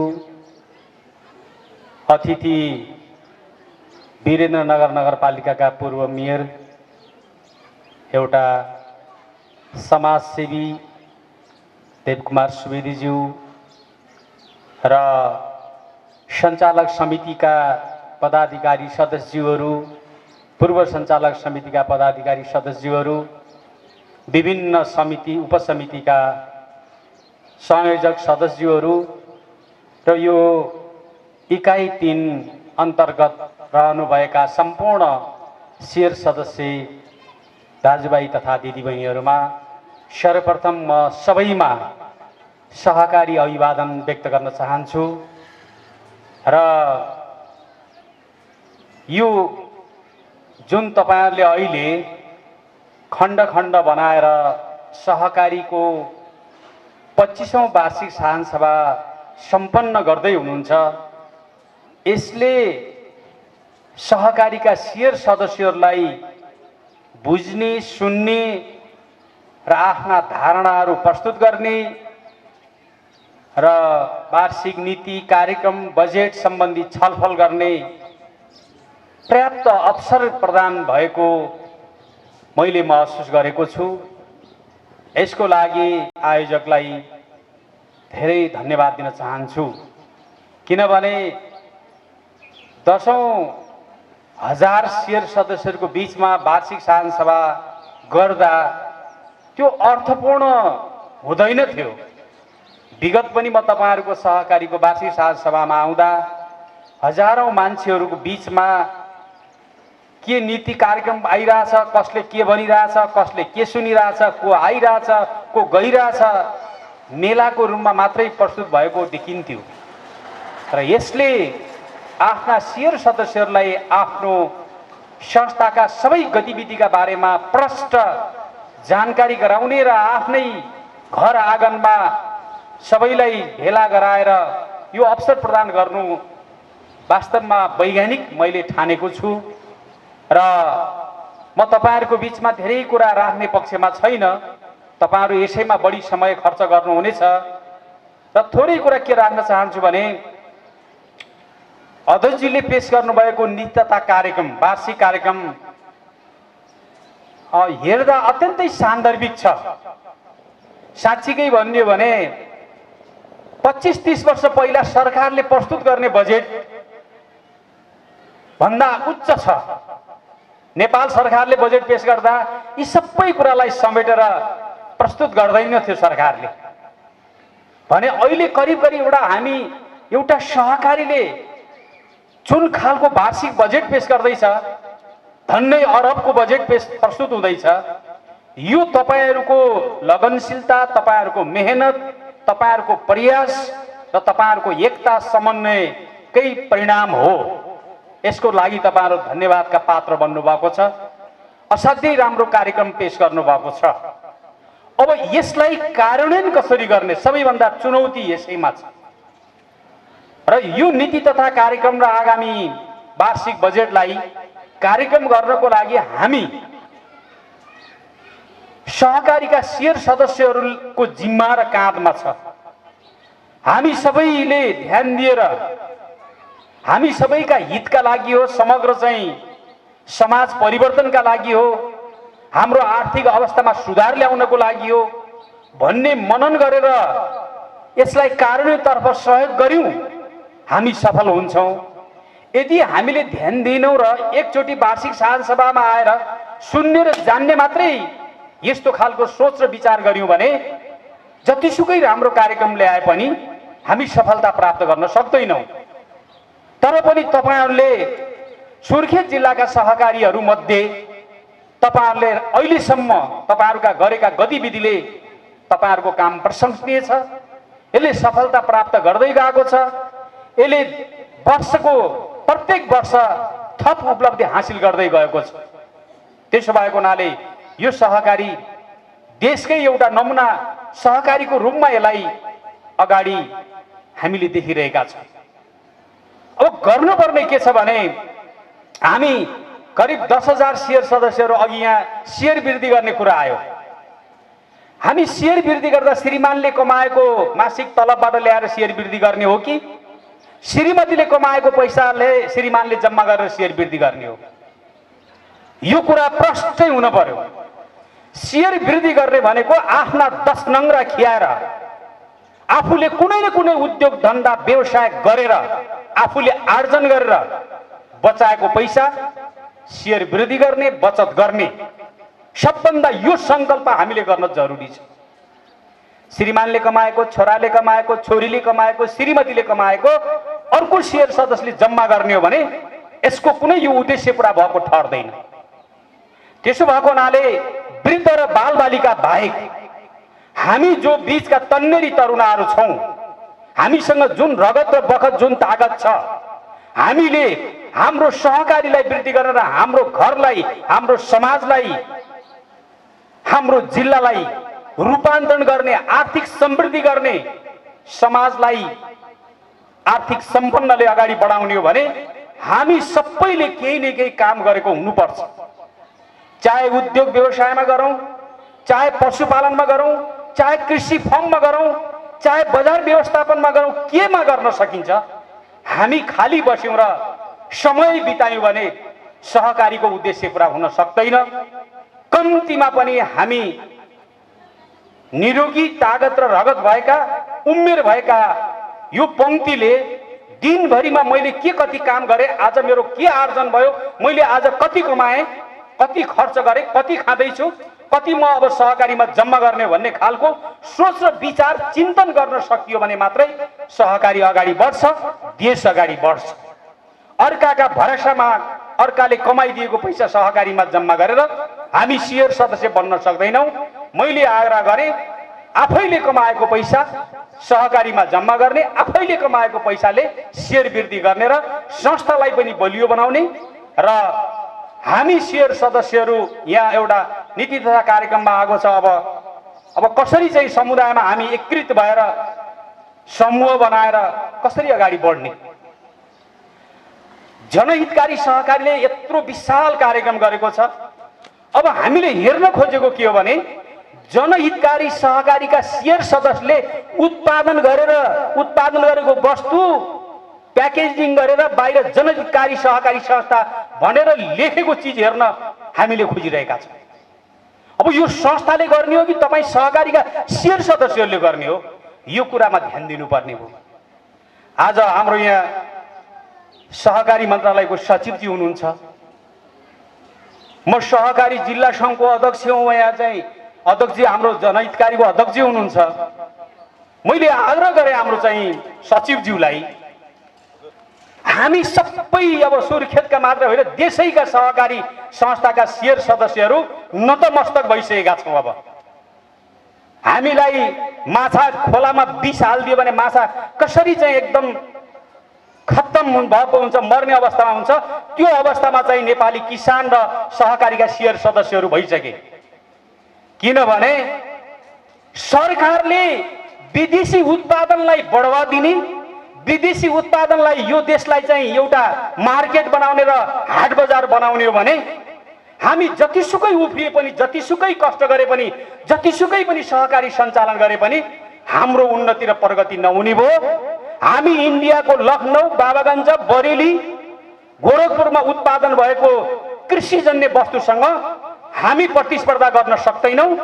हामीलाई प्रतिस्पर्धा तपाईँहरू गराउनु हो भने तपाईँहरूको समृद्ध समाज, सुखी नेपाली र समृद्ध देश नेपाल बनाउने परिकल्पना सफल हुन सक्दैन। त्यसो भएको हुनाले सरकारमा बस्ने सरकारका प्रमुख र देशभक्त कर्मचारी साथीहरू, मित्रहरूले अब यो चाहिँ विदेशमा उत्पादन भएका वस्तुहरू स्वदेशमै उत्पादन गर्न सकिन्छ भने त्यस्ता वस्तुहरूको आयातलाई कसरी रोक्न सकिन्छ, यो रोक्ने काममा तपाईँहरू ठुलो हामीलाई सहयोग गर्नुहोस्। होइन भने नेपालगञ्जदेखि उताबाट आएको आलुसँग हामी प्रतिस्पर्धा गर्न सक्दैनौँ। माछा, मासु, अन्डा, फलफुल, साग पातदेखि लिएर हरेक चिज बाहिरबाट आउँछ। हामी त्यही प्रयोग गरेर मस्तसँग बसेका छौँ। हाम्रा बारी काँलाहरू बाँझा भइसके, अझ अलिकति मात्र पहाडतिर जाने हो भने त सबै जमिनमा झारपात र जङ्गल भरिसकेको छ। गाई भैँसीहरू कसैका गोठमा छैनन्, बाख्रा भेडा कसैका खोरमा छैनन्। सारा युवाहरू विदेशतिर छन्, वृद्धहरू चाहिँ बाहिर ठिकमा बसेर ख्याउ गरेर खोकिरहेका छन्। बालक र चाहिँ ती विदेशमा गएका युवाहरूका श्रीमती सहरमा आएर सहरमुखी भएका छन्। घरको छाना भत्किसकेको छ, बारी जङ्गलले भरिसकेको छ। मुलुकले समृद्धि गर्ने र सुखी नेपाली, समृद्ध नेपाल बनाउने जुन परिकल्पना हामीले गरेका छौँ, यो सपना पुरा हुन सक्दैन। यसलाई सरकारले कसरी रोक्न सकिन्छ? प्रदेश सरकारको चाहिँ हाम्रो सहकारी नै मन्त्री, कृषि मन्त्री नै भएको हुनाले, सचिव भएको हुनाले, मन्त्री त आउँछन् जान्छन्, आफ्नो भाषा अनुसार गर्छन्, तर सचिवले नै यसलाई ध्यान दिनुहुनेछ भन्ने मैले हृदयदेखि नै म उहाँसँग आग्रह र अनुरोध गर्न चाहन्छु कि बबईमा चाहिँ तपाईँको आएका वस्तुहरूको चाहिँ त्यहाँ जाँचबुझ गर्नु पर्यो। प्रशस्त मात्रामा रासायनिक बल र विषादी प्रयोग गरेर आज चाहिँ नेपालीहरूको जीवन, नेपालीहरूको स्वास्थ्य काम नलाग्ने भइसकेको छ। हाम्रा उत्पादन भएका वस्तुहरू बजारमा बिक्री हुँदैनन्। हामीले एउटा चाहिँ जिल्ला सहकारी सङ्घले 200 मेट्रिक टनको चाहिँ शीत भण्डार बनाएको छ यही हाट बजारमा। त्यो हाट बजारभित्र भएका चाहिँ व्यापारीहरूले यहाँका किसानले उत्पादन गरेको वस्तु खरिद गर्दैनन्, इन्डियाबाट आएको वस्तु खरिद गर्ने र त्यही हाट बजारमा ल्याएर बिक्री गर्ने। करिब 7-8 करोड खर्च गरेर बनाइएको हाट बजार हो। 200 मेट्रिक टनको शीत भण्डार छ। शीत भण्डार हाम्रो खाली छ र ती प्रत्येक व्यापारीका चाहिँ किसानले बिक्री वितरण गर्ने बनाइएका स्टलहरूमा मिनी शीत भण्डार बनाएर इन्डियाको वस्तु चिज ल्याएर राखेर बेचिरहेका छन्। यो कसले हेड दिने हो? यसको बारेमा केही नीति कार्यक्रम बनाउनु पर्ने भयो। पूर्व मेयर साहब हुँदा नै उहाँले त्यो शीत भण्डार बनाउनको लागि उहाँहरू मार्फत 50 लाख रुपियाँ खर्च भएको थियो। पछि प्रदेश सरकारले र सहकारी गरेर करिब 1.5 करोड खर्च भएको छ। सहकारीले शीत भण्डार बनाएको छ। शीत भण्डार खाली छ। प्रत्येक महिनाको 10,000 12,000 हामीले त्यो बत्ती चार्ज तिरिरहेका छौँ। किसानलाई छुट भन्छ, विद्युतले पनि कम्तीमा पनि किसानले उत्पादन गरेका वस्तु बजारीकरणको लागि, स्टोर गर्नको लागि त्यो बत्ती केही छुट गरेर केही मिना गरेको हुन्थ्यो। त्यो पनि प्रदेश सरकारले केही पहल कदमी गरेर यस्ता किसानहरूले बनाइएका शीत भण्डारहरू, किसानले उत्पादन गरेका यी चिजहरूलाई कम्तीमा पनि विद्युत चाहिँ महसुल कम हुने बनाएको भए पनि किसानलाई राहत हुन्थ्यो होला। तर त्यो अस्तव्यस्त छ। त्यसो भएको हुनाले किसानहरू सबैले उत्पादन गर्न छोडिसके। अहिले चाहिँ हाइब्रिडका नाममा रैथाने बालीहरू सबै समाप्त भइसके। हेर्नुहोस्, यो सुर्खेतमा चाहिँ गुँडे, कालो गुँडे, परनपिब्ली कस्ता महत्त्वपूर्ण धान बालीहरू आज तिनका बिउै खोज्न नसक्ने अवस्था रहिसक्यो। सारा चाहिँ हाइब्रिड ल्याएर चाहिँ त्यो चाहिँ रोगी धान, रोगी चामल मान्छेलाई चाहिँ तपाईँको हेर्नुहोस्, अहिले सुगर, प्रेसर, थाइराइड जस्ता घातक रोगले सताइरहेको छ। हामी त्यस्ता खालका धानमा हामी निर्भर भएका छौँ। भोलि तिनै पनि धानका बिउहरू रोकियो भने यो देशको अवस्था के हुन्छ? त्यसो भएको हुनाले रैथाने बालीमा जोड र अर्ग्यानिक उत्पादनमा जोड, नारामा मात्रै होइन, कार्यक्रममा चाहिँ तपाईँको चाहिँ किसानलाई दिने अनुदानमा सरकारले सहयोग गर्नु पर्यो। अहिले अनुदान पाउनेहरूले पार्टी नजिक भएका कारणले, नेतासँग नजिक भएका कारणले अनुदान पाउने, अनुदानलाई लथालिङ्ग बनाउने परिपाटी छ। यही सुर्खेत जिल्लाका कतिपय ठाउँमा हेर्नुहोस्, करोडौँ रुपियाँ खर्च गरेर हाइटेन नर्सरीहरू बनाएका छन्, टनेलहरू बनाएका छन्। त्यहाँभित्र झारपात उम्रिएको छ, कुनै केही चिज छैन।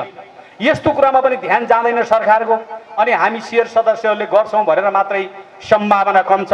तर पनि सरकारले हो, सरकारसँग हामीले आग्रह गर्ने, अनुरोध गर्ने, माग गर्ने, तर हामीले हाम्रा भइरहेका जुन जमिनहरू छन् ती जमिनलाई बाँझो नराख्ने गरी केही न केही गरौँ र जमिन नभएका चाहिँ हाम्रा शेयर सदस्यहरूले घर मात्रै छ भने घरको माथि, घरको वरिपरि आँगन करेसामा पनि तरकारी खेती गरौँ, कौसीमा पनि हामीले तरकारी खेती गरेर आफूले प्रयोग गर्ने चिज आफैले उत्पादन गर्यौँ भने त्यो बाहिरबाट खरिद गरेर ल्याएको चिज त्योबाट बचेको पैसा पनि हामी शेयरमा जम्मा गर्न सक्छौँ, बचतमा जम्मा गर्न सक्छौँ।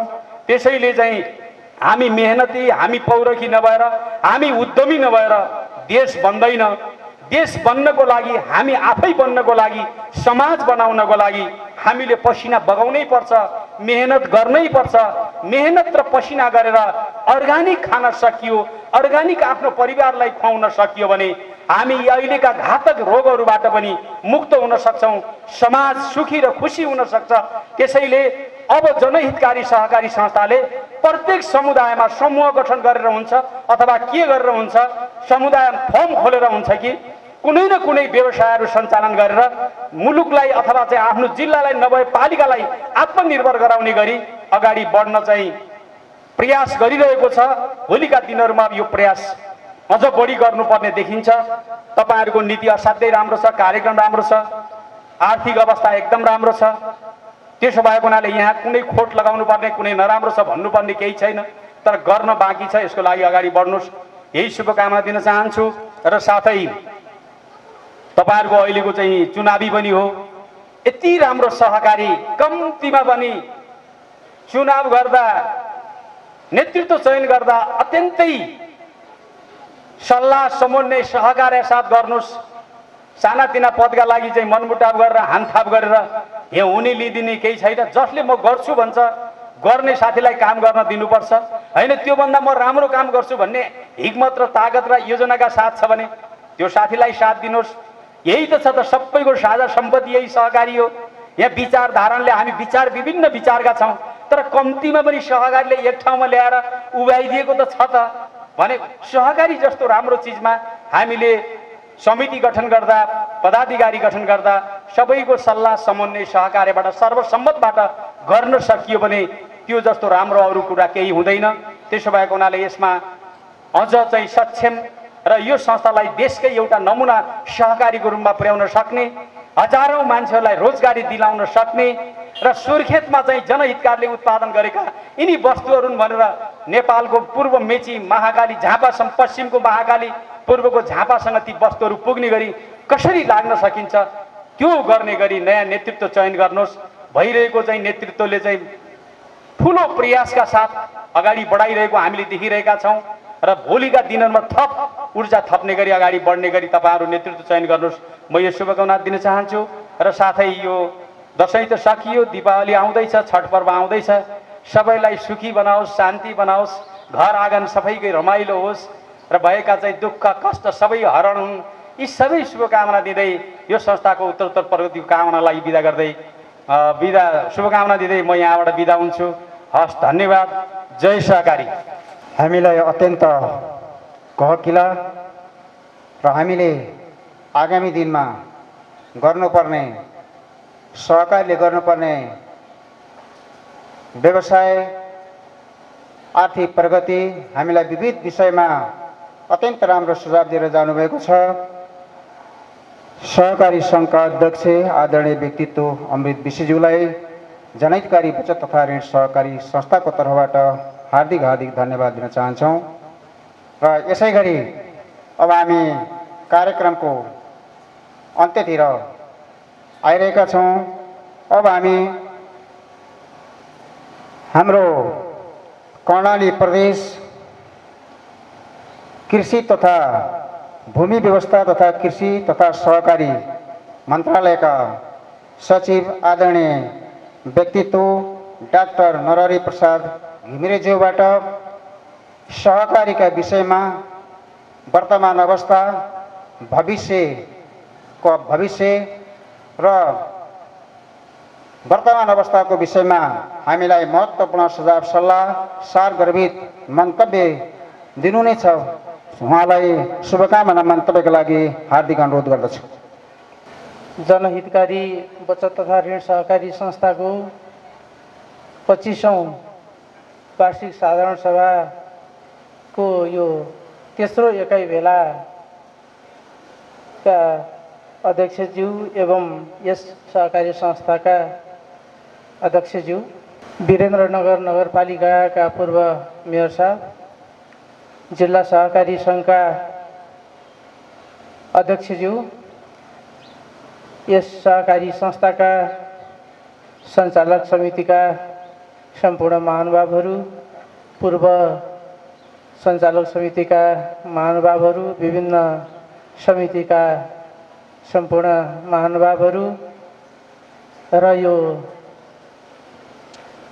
तेस्रो एकाइ भेलामा उपस्थित सम्पूर्ण शेयर सदस्य, दाजुभाइ त दिदीबहिनीहरू,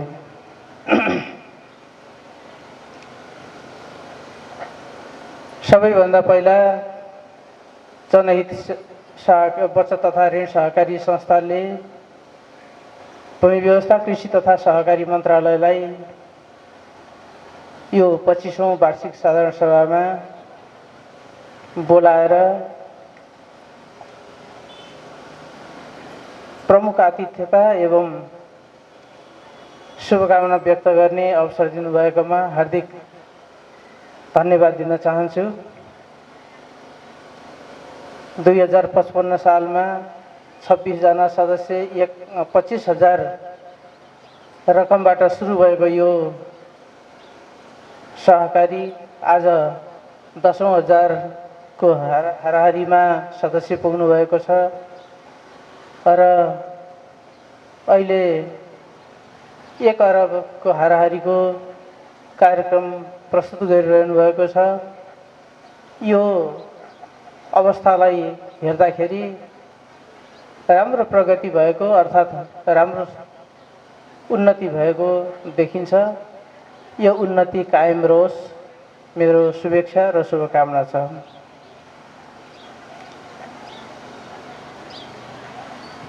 सहकारी शब्द पनि राम्रो छ र चाहिँ सहकारीको उद्देश्य, सहकारीका मूल्य मान्यताहरू सबै राम्रा छन्। जसरी सहकारीले विभिन्न देशहरूमा राम्रो एउटा फड्को मारेको छ। मलाई एकपटक कोरियामा चाहिँ सहकारीको कार्यक्रममा सहभागी हुने अवसर मिलेको थियो। मलाई त्यो कार्यक्रममा जाँदा सहकारीले नै यो देश चलाएको छ कि त भने जस्तो लाग्यो। धेरै अब त्यो सहकारीको चाहिँ कतिवटा शाखा छन्, कति क्रियाकलाप छ। एउटा म त्यो मुख्य कार्यालयमा जाँदाखेरि गाडी बिल्डिङदेखि लिएर त्यहाँको चहल पहल निकै चाहिँ ठुलो देखियो। त्यो कृषि सहकारी थियो र चाहिँ त्यहाँ धेरै खालका चाहिँ क्रियाकलाप गतिविधि भएका थिए। त्यस्ता सहकारी हजारौंको सङ्ख्यामा होलान्। सहकारीको गतिविधि हेर्दाखेरि सहकारीले नै यो देश धानेको छ, सहकारीले नै देश चलाएको छ, अर्थात् सहकारीको देन ठुलो छ भन्ने कुरो आकलन गर्न सकिन्थ्यो। र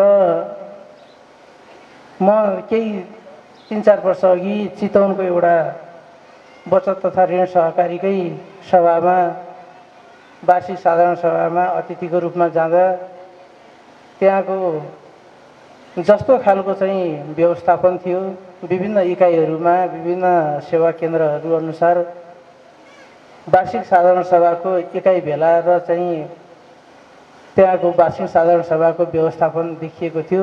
मैले त्यस्तै हाराहारीमा त्यस्तै खालको अहिले चाहिँ देख्न पाएँ। यो मैले अहिले सुन्दाखेरि अघिल्लो साधारण सभासम्म यो खालको व्यवस्थापन थिएन, अहिले यो व्यवस्थापन भएको छ। यो उन्नति पनि मैले एकदम यसलाई मल्टिप्लाई गर्न योग्य खालको चाहिँ प्र्याक्टिस यहाँ देखेँ। यो जनहित बचत तथा ऋण सहकारीले कर्णाली प्रदेशमा एउटा राम्रो अगुवाको भूमिकामा अगाडि बढ्न सफल रहोस्, म यो शुभकामना दिन चाहन्छु। शुभकामना दिँदै गर्दा भर्खरै पूर्ववक्ता हाम्रा जिल्ला सहकारी सङ्घका अध्यक्षज्यूले प्रदेश सरकार नेपाल सरकारको चाहिँ कुरा पनि जोडेर जानुभएको छ। हामी सबै हौँ सरकार वास्तवमा। सहकारी पनि अर्थतन्त्रको तेस्रो खम्बा हो। तीन खम्बे अर्थनीतिमा सहकारीलाई ठुलो भूमिका र जिम्मेवारी राज्यले सुम्पेको छ। त्यो जिम्मेवारीमा सहकारी पनि छ।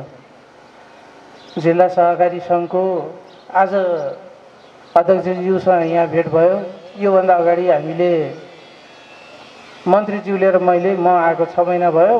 मन्त्रीज्यूले र मैले जिल्ला सहकारी सङ्घका अध्यक्षज्यूलाई भेट्नु पर्यो र यो के कारणले बुलबुले थोक कृषि बजारमा चाहिँ राम्रोसँग चल्न नसकेको हो, के कारणले चाहिँ चल्न सकेन, त्यसको लागि चाहिँ मन्त्रालयसँग चाहिँ बसेर चाहिँ उहाँलाई राखेर छलफल गर्नु पर्यो र बजार समितिलाई पनि चाहिँ छलफलमा ल्याउनु पर्यो भनेर हामीले कुरा गरेका थियौँ र चाहिँ मन्त्रीज्यूले उहाँले पर्सनली म बोलाउँछु भनेर भन्नुभएको थियो।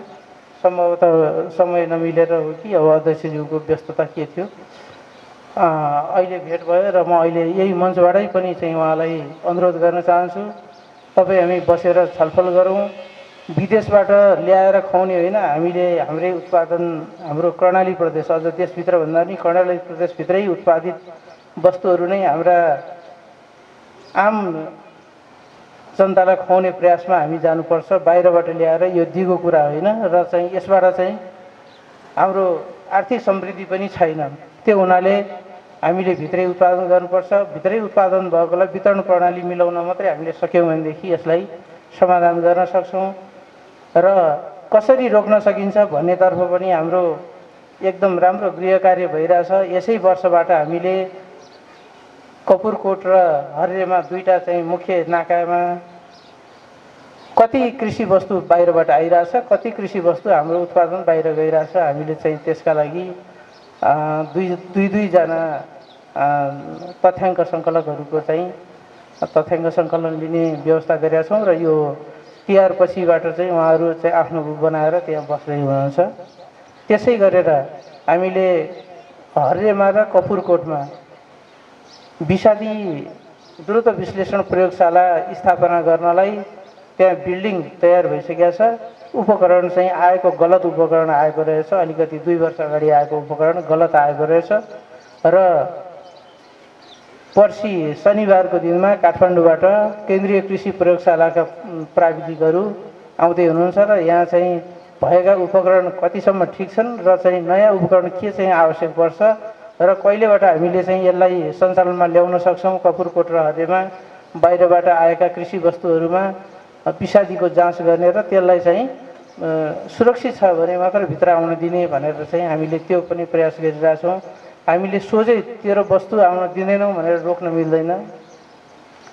विश्व WTOमा चाहिँ हाम्रो विश्व व्यापार सङ्गठनले नै हामीलाई चाहिँ त्यसो गर्न दिँदैन।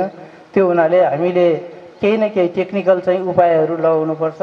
विषादी बढी भएको, हाम्रो चाहिँ स्तरमा चाहिँ मेल नखाएको, हामीलाई चाहिँ उचित नभएको भन्ने कुराको हाम्रो सम्पूर्ण चाहिँ हाम्रो सरकारी व्याख्यासहित हाम्रो चाहिँ यहाँको कर्णाली प्रदेश सरकारले चाहिँ अनुमोदन गरेको कुरालाई मात्रै हामीले लागू गर्न सक्छौँ। त्यो हुनाले हामीले यसको प्रयास गरिरहेछौँ। यसमा सबैको सहयोग जरुरी छ र चाहिँ यसमा एउटा जनचेतना र सचेतना ल्याउन पनि जरुरी छ। विषादी विष हो, विषादी औषधि होइन। औषधि हालेर चाहिँ हामीले रोगकिरा व्यवस्थापन होइन, हामीले चाहिँ विषादी हालेर रोगकिरा व्यवस्थापन गर्ने हो। त्यो हुनाले विष किराको लागि पनि विष हो, मानिसको लागि पनि विष हो, गाई भैँसी सबै वातावरणको लागि पनि विष हो भन्ने कुरा हामीले आम जनतालाई बुझाउन, आम कृषकहरूलाई बुझाउन जरुरी छ। यो कुरा चाहिँ म यहाँ राख्न चाहन्छु र चाहिँ अरू कुरा मन्त्रालय अर्थात् प्रदेश मन्त्रालयले के गरेको छ, के गर्न सकिन्छ भन्ने कुरामा हामी बसेर छलफल गरौँला छुट्टै। यो एउटा जनहितकारी बचत तथा ऋण सहकारी संस्थाको यो 25औँ वार्षिक साधारण सभामा अब यो सान्दर्भिक भए पनि अलिकति समय उचित नहुन सक्छ। त्यो हुनाले मैले यो कुरालाई यहीँ रोक्दै यो 25औँ वार्षिक साधारण सभाको एकदम सफलताको कामना गर्छु। यो तेस्रो एकाइ भेला अब चौथो पाँचौँ हुँदै हामी यसलाई कन्क्लुड गर्नेमा अर्थात् चाहिँ जनप्रतिनिधि अब चाहिँ के अरे सहकारीको चाहिँ नयाँ सञ्चालक समिति चयन गर्नेतर्फ जाँदैछौँ।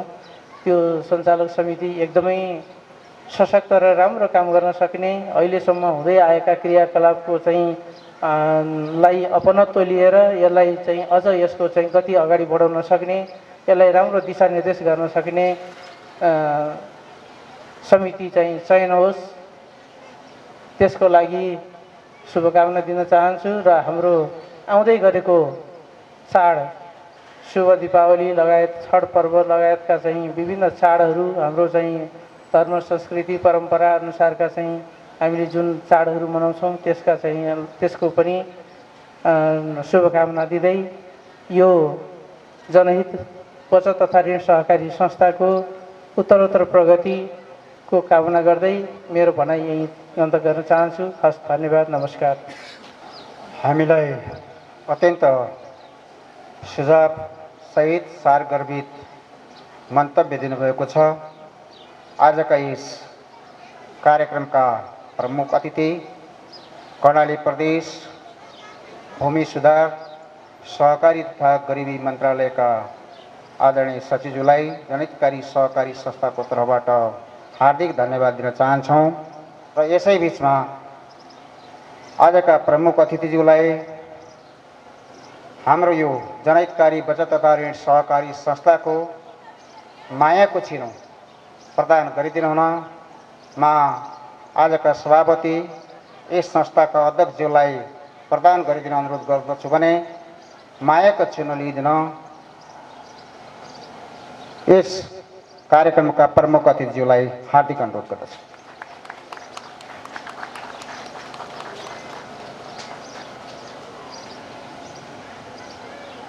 अब हामी कार्यक्रमको अन्त्यतिर छौँ। खुल्ला सत्रको हामी यसपछि बन्द सत्रमा हामी लाग्नेछौँ। हामीले चाहिँ प्रतिवेदनहरू सबै सदस्यज्यूहरूको हातमा पुर्याएका छौँ। प्रतिवेदनमा आफूलाई खुल्तुली लागेका विषय, संस्थालाई दिनुपर्ने सुझाव यहाँहरूले बन्द सत्रमा दिनुहुनेछ। यदि बन्द सत्रमा भ्याउनु भएन भने पनि हामीले अन्तिम साधारण सभा वीरेन्द्रनगरको मुख्य कार्यालयमा यही 20 गते हामी सम्पन्न गर्दैछौँ। त्यहाँसम्म यहाँले लिखित सुझाव सल्लाह दिनुहुनेछ भन्ने कुरा यहाँको बिचमा राख्दै यो इकाइ नम्बर 3 को हाम्रो चाहिँ उद्घाटन सत्रलाई आफ्ना संक्षिप्त भनाइसहित समापन गरिदिनु हुन सर्देय यस सभाका अध्यक्ष हरिहरनाथ योगीजीलाई अनुरोध गर्दै म केही क्षणका लागि ओझेल पर्छु। धन्यवाद। जय सहकारी। आजको यस कार्यक्रमका प्रमुख अतिथि लगायत मञ्चासीन सम्पूर्ण अतिथिगण र सम्पूर्ण शेर सदस्य महानुभावहरू, हामी हाम्रो 25औं वार्षिक सभाको एकाइको उद्घाटन सत्रको अन्त्यतिर पुगेका छौँ। हामीले हाम्रो इतिहासमा धेरै महत्त्वपूर्ण कामहरू पनि गरेका छौँ र कतिपय नयाँ कुराहरू हामीले सहकारी क्षेत्रमा प्रक्षेपण पनि गरेका छौँ। र आज हामीले साधारण सभा जसरी सम्पन्न गर्दैछौँ यो पनि धेरै सहकारी संस्थाहरूका लागि यो अनुसरण हुनेछ भन्ने हाम्रो अपेक्षा रहेको छ। यति बेला सहकारी अभियानको इतिहासमा नै अत्यन्तै कठिनतम अवस्थामा हामी रहेका छौँ। यहाँहरूले पनि सुनिराख्नु भएको होला, वित्तीय सङ्कटका कारणले नेपालभित्रका कतिपय सहकारी संस्थाहरू बन्द हुने अवस्थामा छन्। दिनौँ जसो कुनै न कुनै सहकारी बन्द भइरहेको अवस्था छ। यसरी सहकारी यो सङ्कट तुलिँदै जाने हो भने कदा कदा कतै हामीले सहकारी अभियानलाई फेरि शून्यबाट सुरुवात गर्नुपर्ने हो कि भन्ने डर त्रास पनि पैदा भएको छ। त्यस कारणले तपाईँ सदस्यहरू, हामी सञ्चालकहरू, नियामक निकाय, हामी अभियन्ता सबैले एकचोटि फेरि सोच्नुपर्ने, विचार गर्नुपर्ने बेला आएको छ। हिजो एउटा बेलामा हामीले सहकारीलाई एउटा अभियानका रूपमा लियौँ, आन्दोलनका रूपमा लियौँ, सिकाइका कुराहरू थिए। घर घरै सहकारीका चाहिँ सदस्यहरू बन्ने, टोल टोलमा सहकारीहरू खोल्ने, एउटै व्यक्ति धेरै सहकारीमा आबद्ध हुने पनि हामीले गऱ्यौँ। त्यो अभियानको कुरा गर्दा हामीलाई सङ्ख्याको आवश्यकता पनि पर्थ्यो। त्यस कारणले गर्दाखेरि हामीले त्यसो गऱ्यौँ। धेरै सङ्ख्याबाट मात्रै जागरण पैदा गर्न सकिने भएका कारणले पनि हामीले त्यसो गऱ्यौँ। अब हामीले सहकारीलाई बुझ्नुपर्ने र बुझाउनु पर्ने अवस्था रहेको छैन। त्यस कारणले अब हामीले सङ्ख्यात्मकभन्दा पनि गुणात्मकतातर्फ ध्यान दिनुपर्ने आवश्यकता छ। र अबका दिनमा हामी सबै सदस्यहरू, हामी सबै सञ्चालकहरूले अब सेवामा गुणात्मकता कसरी पैदा गर्ने, हामी सदस्यमा गुणवत्ता कसरी पैदा गर्ने, हामी सञ्चालकहरू गुणस्तरीय कसरी हुने, त्यो विषयमा हामीले विचार गर्नुपर्ने अवस्था आएको छ। हामी सञ्चालकहरूले पनि अब सोच्नुपर्ने बेला आएको छ कि हिजोको जस्तै संस्था खोलिहालौँ, संस्थाको सञ्चालक बनिहालौँ भन्ने अवस्था छैन। तपाईँहरूले सहकारीका समाचारहरू सुन्ने कुरामा अलिकति ध्यान पुर्याउनु भयो भने दिनै जसो सञ्चालकहरू अहिले जेलमा गइरहेको अवस्था छ। ती घटनाहरू घटिरहेका छन् भने थुप्रै सदस्यहरूका बचतहरू अहिले फिर्ता भइरहेको अवस्था छैन। ती घटनाहरू पनि हामीले सुनिरहेका छौँ र सदस्यहरू लाम लागेर सम्बन्धित निकायहरूमा आफ्नो बचत फिर्ताको लागि निवेदन गरिरहेको हामीले सुनिरहेका छौँ। त्यस कारणले सदस्यहरूले पनि अब संस्था कसरी चलिरहेछ, संस्थाको सञ्चालकले के गरिरहेछ, उसका आहार विहारहरू के छन्, उसका व्यवहारहरू के छन्, उसका क्रियाकलापहरू के छन्, त्यसको व्यवसाय के हो, त्यसको चाहिँ व्यवहार के हो, त्यसले जे किसिमका चाहिँ गतिविधि गरिरहेछ त्यसको स्रोत के हो, त्यसका बारेमा पनि ध्यान दिनुपर्ने, विचार गर्नुपर्ने, सोच्नुपर्ने बेला चाहिँ आएको छ र अब सचेत हुनुपर्ने बेला आएको छ। खालि साधारण सभामा आएर हाजिर मात्रै गर्ने विषय अब छैन। अब के हो त भन्दाखेरि आफ्नो पुँजीको सुरक्षाका लागि र सिङ्गो समाजका लागि, यो राष्ट्रको चाहिँ विकासका लागि पनि हामीले सोच्नुपर्ने, विचार गर्नुपर्ने, ध्यान दिनुपर्ने अवस्था चाहिँ आएको छ र आज यहाँहरू यहाँ उपस्थित हुनुभएको छ। र अब यसपछि हामी बन्द सत्रको सुरुवात चाहिँ गर्छौँ। त्यसमा यहाँहरूले अत्यन्त महत्त्वपूर्ण सुझावहरू दिनुहुनेछ, जसले गर्दाखेरि यो संस्थालाई अगाडि बढ्न अझ मद्दत पुग्नेछ। र यो कार्यक्रममा हामीले सबैलाई अतिथि बनाउन चाहिँ सकेनौँ। हाम्रा सदस्यहरू थुप्रै विभिन्न क्षेत्रमा आफ्नो राम्रो भूमिका निर्वाह गरिरहेका सदस्यहरू यहाँ हुनुहुन्छ। विभिन्न क्षेत्रमा नेतृत्व गरिरहेका सदस्यहरू हाम्रा बिचमा यहाँ हुनुहुन्छ, सामाजिक क्षेत्रमा, सांस्कृतिक क्षेत्रमा, विभिन्न क्षेत्रमा। तर सबैलाई यहाँ हामीले आसन ग्रहण गराउन सकेनौँ र आमन्त्रण गर्न पनि सकेनौँ। र अब हामीले नयाँ कुरा के गर्न खोजेको भन्दाखेरि धेरैजना यहाँ अतिथि बनाउने, धेरैलाई मन्तव्य राख्न लगाउने भन्दा पनि अझ आगामी दिनमा त सम्भवतः हामी प्रमुख अतिथि बोलाउँछौँ र त्यो बाहेक सबै संस्थाभित्रकै केही सीमित वक्ताहरू राखेर कार्यक्रम सञ्चालन गर्छौँ। साधारण सभा सञ्चालन गर्ने सोच पनि हामीले बनाइरहेका छौँ र हामीले अहिले खादा र ब्याज यो वर्षदेखि हामीले हटायौँ। यो वर्ष हाम्रो आफ्नै सदस्यले उत्पादन गरेको मालालाईबाट हामीले स्वागत गऱ्यौँ र अबका दिनमा सम्भवतः त्यो माला पनि हामीले हटाएर हाम्रो यो यहाँ अगाडिको चाहिँ जुन सदस्यहरू हुनुहुन्छ र हामी सञ्चालक, हामी अतिथिका बिचमा धेरै ठुलो अन्तर नदेखिने खालको वातावरण सिर्जना गर्नुपर्छ भन्ने हामीले सोच बनाएका छौँ। त्यहाँतिर हामी जाँदैछौँ। यति कुराहरू यहाँहरूका बिचमा राख्दै हाम्रा प्रमुख अतिथिज्यू र अतिथिज्यूहरूले अत्यन्तै महत्त्वपूर्ण गहनतर सुझावहरू हामीलाई दिनुभएको छ। विशेष त हाम्रो जिल्ला सहकारी सङ्घका अध्यक्षले हामीलाई अब संस्थाले र सदस्यहरूले कृषि उत्पादन प्रशोधन भण्डारण र बजारीकरणमा चाहिँ केन्द्रित हुनुपर्छ भन्ने कुरा गर्नुभएको छ। हामी हाम्रा सदस्यहरूलाई सकेसम्म व्यावसायिक बनाउने कोसिस गरिरहेका छौँ। त्यसमा पनि अझ त कृषिमा नै व्यावसायिक बनाउने कोसिस हाम्रो रहेको छ र हामीले ऋण लगानी गर्दा कृषिको ऋणमा अरूभन्दा कम ब्याज निर्धारण पनि गरेका छौँ प्रोत्साहनको लागि र थुप्रै चाहिँ तालिमहरू सञ्चालन गर्ने पनि हाम्रो योजनाहरू चाहिँ रहेको छ। यहाँहरूले आफ्नो कृषि व्यवसाय गर्नको लागि या अन्य व्यवसाय गर्नको लागि तालिमहरूको माग गर्नुभयो भने हामी ती तालिमहरूको व्यवस्था चाहिँ गर्नेछौँ। त्यसै गरिकन हाम्रो पूर्व उपमेयर जो हाम्रै संस्थाको सदस्य पनि हुनुहुन्छ, उहाँबाट हामीले निरन्तर यो संस्थाको वृद्धि विकासका लागि, यो संस्थालाई चाहिँ सुशासित गर्नको लागि, यो संस्थालाई अगाडि बढाउनको लागि धेरै थुप्रै सुझावहरू पाएका छौँ। हामीलाई ऊर्जा र उत्साह प्रदान गर्दै आउनुभएको छ। आज पनि केही विषयहरू राखेर हामीलाई ऊर्जा प्रदान गर्नुभएको छ। त्यसै गरिकन हाम्रो प्रमुखज्यूले पनि अब संस्थाहरूले सुर्खेतमा कृषि उत्पादन गर्नका लागि केही योजनाहरू केही कार्यक्रमहरू मन्त्रालयले चाहिँ ल्याएको छ र हामीले यो हरेमा कृषि बाहिरबाट आउने कृषि उपजहरू, बाहिरबाट आउने कृषि वस्तुहरूको विषादी परीक्षण गर्ने मेसिन राख्दैछौँ।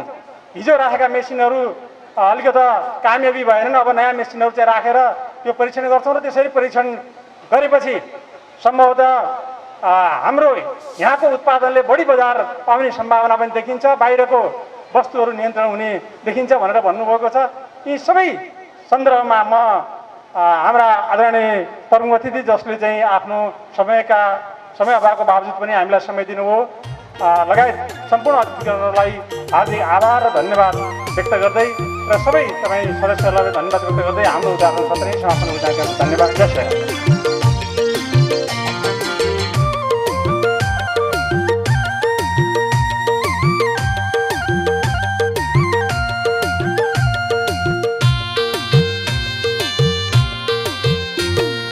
जनहितकारी यो हाम्रो सहकारी, जनहितकारी यो हाम्रो सहकारी, आउँदैछ सबतिर छाउँदैछ यो सुख दुःख बिसाउने साझा चौतारी, आउँदैछ सबतिर छाउँदैछ यो सुख दुःख बिसाउने साझा चौतारी, सुख दुःख बिसाउने साझा चौतारी।